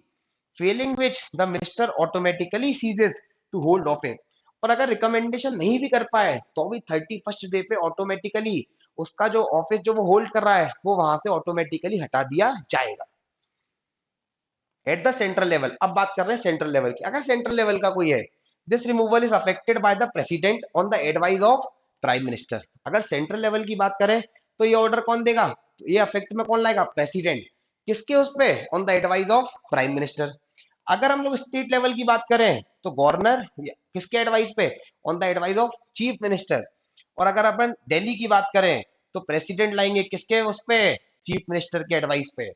if the prime minister or a chief minister is themselves in custody for 30 days, और अगर प्राइम मिनिस्टर या फिर चीफ मिनिस्टर खुद ही 30 दिनों तक कस्टडी में है तो उनको 31st डे क्या कर देना चाहिए, उनको 31वें दिन खुद से रिजाइन कर देना चाहिए।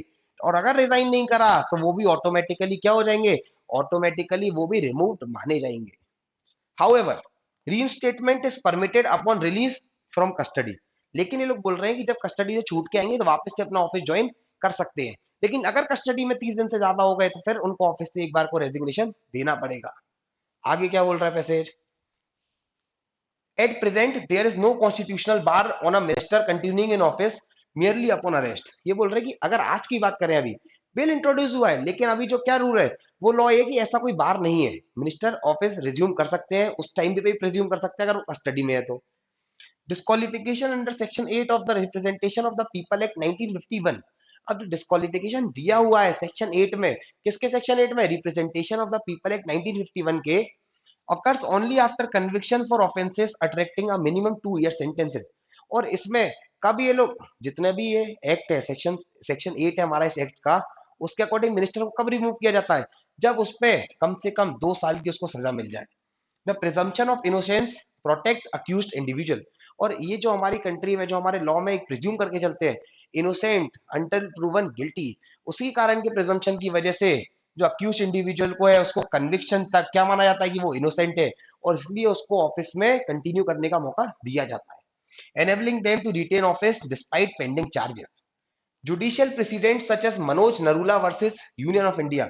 जुडिशियल प्रेसिडेंट मतलब पुराने केसेस जो ऑलरेडी डिस्कस हो चुके हैं, डिसाइड हो चुके हैं, क्या नाम है पहला, Manoj Narula versus union of India, and public interest foundation case have emphasized legislative competence in this sphere, though they urge stronger laws to curb criminalization of politics। In cases में भी इसी के बारे में बात की गई है कि आप लोगों को कुछ ना कुछ इंपॉर्टेंट और कुछ ना कुछ सीरियस ऐसे बिल्स लाने पड़ेंगे जिसमें पेनल्टीज एनहांस कर सको आप। The amendment bill thus seeks to bridge this gap ensuring constitutional morality. अब जो अमेंडमेंट बिल आ रहा है ना वो इस गैप को भरना चाहता है, इस गैप जो एक गैप है कि किसी को जब तक इनोसेंट प्रूव कर रहे हैं, इस कारण इनोसेंट मान रहे हैं, इस कारण से उसको ऑफिस नहीं छोड़ने दे रहे थे, इसका जो गैप आ रहा था इसको भर रहा है। क्या को इंश्योर कर रहा है कि कॉन्स्टिट्यूशनल मोरालिटी बना रहे, अकाउंटेबिलिटी बना रहे, किसकी, मिनिस्टर्स की, building executive authority, and restoring public confidence in governance by curtailing the influence of ministers facing serious criminal proceedings. और एक और चीज क्या लाई जा सके, पब्लिक का कॉन्फिडेंस, कि पब्लिक कॉन्फिडेंस में आए कि जो मिनिस्टर जिनके आगे सीरियस क्रिमिनल ऑफेंसेस है या जिनके अगेंस्ट सीरियस क्रिमिनल ऑफेंसेस के लिए जो चार्ज है उनको हमारे देश चलाने का मौका नहीं दिया जा रहा, उनको ऑटोमेटिक 30 दिन के बाद क्या कर दिया, उनकी पोस्ट से हटा दिया जा रहा है। आगे बढ़ते हैं, क्या बात कर रहा है, क्वेश्चंस क्या बोलते हैं। अब देखते हैं क्वेश्चन नंबर 80 क्या बात कर रहा है। What constitutional shortcoming does the 130th constitutional bill 2025 primarily seek to remedy. जो 130th कॉन्स्टिट्यूशनल मेरा बिल आ रहा है, वो ऐसी कौन सी कॉन्स्टिट्यूशनल शॉर्टकमिंग थी जिसको फुलफिल करेगा, जिसके लिए रेमेडी प्रोवाइड करेगा। पहला, it prevents minister from continuing in authority during prolonged custody. ये क्या कर रहा है, प्रिवेंट कर रहा है मिनिस्टर्स को कि आप अथॉरिटी में नहीं रह सकते अगर आप लॉन्ग टर्म तक क्या हो, कस्टडी में हो। तो क्या पैसेज भी यही बात कर रहा था कि 30 दिन तक कस्टडी में हो तो 31वें दिन आपको ऑटोमेटिकली रिजाइन करना पड़ेगा। करेक्ट। लेकिन अभी हम और आंसर चेक करते हैं, दूसरे क्वेश्चन देखते हैं क्यों वो गलत है, क्यों हम उनको एलिमिनेट कर सकते थे अगर ये ऑप्शन ये नहीं होता तो। It empowers courts to instantly strip elected legislators upon mere charge framing. देखो पहली बात तो कि अकेला क्या चार्ज फ्रेम हुआ तो हटा दिया जाएगा क्या, नहीं। उनने बोला कि 30 दिन तक कस्टडी में है तो। दूसरी चीज, क्या कोर्ट्स का कहीं भी बात की गई थी क्या, नहीं, इसलिए बी क्या हो जाएगा मेरा, रॉन्ग।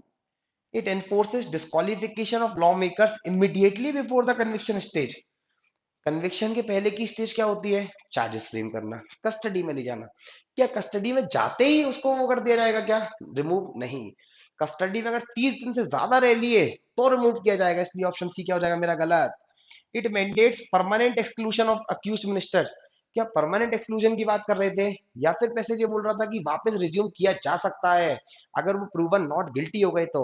इसलिए टेम्पररी बात कर रहे थे, परमानेंट एक्सक्लूजन की बात नहीं की गई, इसलिए ऑप्शन नंबर डी क्या हो जाएगा मेरा, बिल्कुल गलत हो जाएगा। आगे चेक करते हैं इसका करेक्ट आंसर कौन सा है मेरा, option number A. Question number 70, a union minister is arrested on charges of money laundering। एक यूनियन मिनिस्टर को अरेस्ट किया गया है मनी लॉन्ड्रिंग के चार्जेस पे, and remains in custody for 31 consecutive days, और 31 दिन तक वो कस्टडी में है।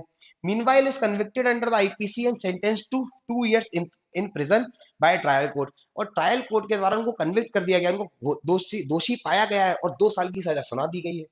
अब अगर हम 130th कॉन्स्टिट्यूशनल अमेंडमेंट बिल को देखें in the light of it, और सेक्शन 8 को भी देखें, which of the following best demonstrates the distinction how the two cases are treated. अब इन दोनों के बीच का डिस्टिंक्शन बताना है। पहला, RPA and 130th amendment mechanism practically function in an identical manner. क्या ये दोनों आइडेंटिकल मैनर में बात करते हैं क्या। अब देखो, जो आरपीए एक्ट है वो क्या बोल रहा है, 2 साल की पनिशमेंट का बोल रहा है, क्या पनिशमेंट 2 साल या उससे ज्यादा की है तो आप उनको पोजीशन से हटा सकते हो। लेकिन मेरा जो 130th कॉन्स्टिट्यूशनल अमेंडमेंट बिल आ रहा है वो क्या बोल रहा है, बोल रहा है पनिशमेंट की तो बात ही नहीं करनी, अगर 30 दिन तक कस्टडी में तो 31वें दिन हटा दो। ये क्या हो जाएगा, गलत। Both provisions come into effect exclusively when an elected representative has served the minimum custody और sentence period of not less than 2 years। क्या दोनों चीजें जब एक्टिव होंगी जब कम से कम 2 साल की है तो कस्टडी होगी या फिर सजा होगी, नहीं।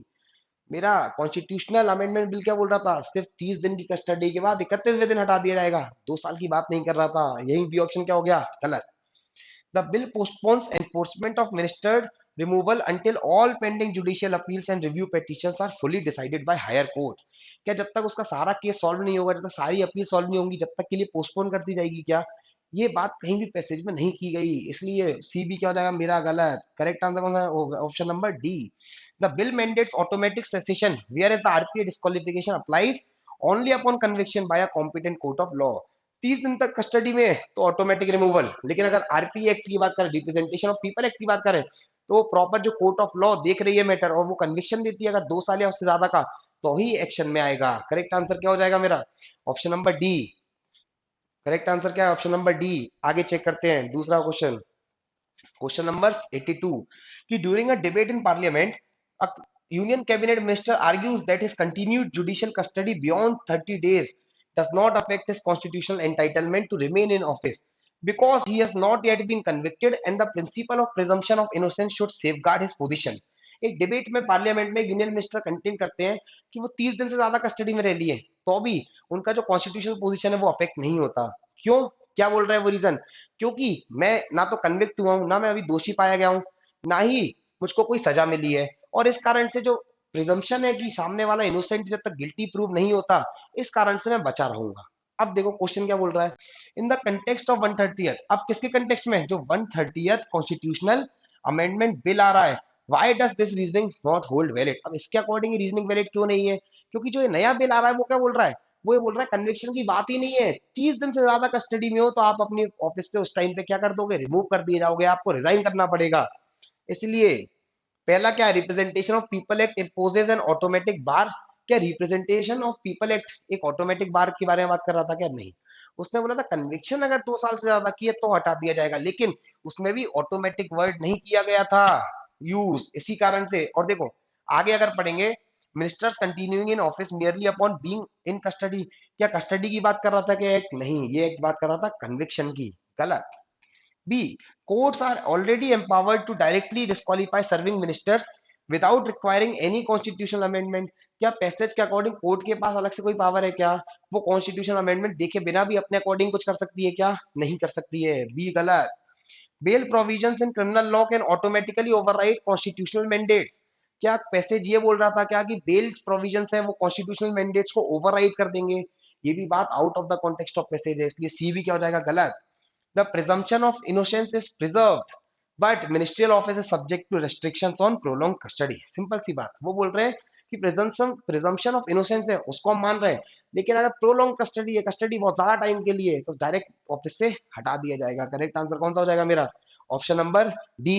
चेक करते हैं इसका करेक्ट कौन सा है आंसर, ऑप्शन नंबर डी मेरा करेक्ट हो गया। Next question, question number 83। A state health minister has been arrested on allegation of running a large scale corruption network related to public procurement। एक स्टेट हेल्थ मिनिस्टर है, उनको arrest कर लिया गया है किसी ऑफेंस में। He remains continuously in judicial custody for 32 days without being released on bail। और वो बेल पे रिलीज किए बिना 32 दिन तक कायम है जुडिशियल कस्टडी में। अब under the provisions of 130th constitutional amendment bill 2025, how is his ministerial position determined. अब उनकी मिनिस्ट्रियल पोजीशन डिटरमाइन करनी है जब वो 32 दिन कस्टडी में रह लिए हैं तो क्या हमारा क्वेश्चन पैसेज बोल रहा था कि कोई भी 30 दिन से ऊपर रह लिया ऑटोमेटिक रिमूव कर दो। The governor is constitutionally bound to act only upon the chief minister's formal advice for removal irrespective of the custody duration. देखो अगर रिमूव करना स्टेट लेवल पे गवर्नर करेगा, किसके एडवाइस पे, चीफ मिनिस्टर के एडवाइस पे, लेकिन क्या कस्टडी ड्यूरेशन देखनी पड़ेगी, बिल्कुल देखनी पड़ेगी कि 30 दिन से ज्यादा हुई या नहीं। तो जो इरिस्पेक्टिव वर्ड है वो ऑप्शन ए को गलत कर देता है। B, the minister automatically and immediately ceases to hold office upon completion of the 31st consecutive day in custody। जो मिनिस्टर है वो ऑटोमेटिकली रिमूव हो जाएगा, उसको किसी को रिमूव भी नहीं करना पड़ेगा, जैसे ही 30 दिन खत्म हुए क्या हो जाएगा, ऑटोमेटिक रिमूव हो जाएगा। ऑप्शन बी क्या है मेरा करेक्ट, सी और डी मेरे क्या हो जाएंगे, गलत। आया समझ में, ऑप्शन नंबर बी मेरा कौन सा हो जाएगा, करेक्ट हो जाएगा। चेक करते हैं, ऑप्शन नंबर बी मेरा करेक्ट आंसर हो गया। आगे बढ़ते हैं क्वेश्चन नंबर 84 पे। Under the Indian Constitution, the process for removal of a minister is ultimately executed by which authority at the union level। Union level पे किस अथॉरिटी के द्वारा रिमूव किया जाएगा। यूनियन अथॉरिटी की बात करें तो पैसेज क्या बोल रहा था, president with the advice of prime minister. Lok Sabha speaker, नहीं। प्राइम मिनिस्टर इंडिपेंडेंटली कर सकता था क्या, नहीं। President on the advice of prime minister. Option number C क्या हो जाएगा मेरा, गलत। करेक्ट आंसर कौन सा हो जाएगा, ऑप्शन नंबर सी। चेक करते इसका करेक्ट आंसर कौन सा है, ऑप्शन नंबर सी मेरा क्या हो गया, करेक्ट आंसर।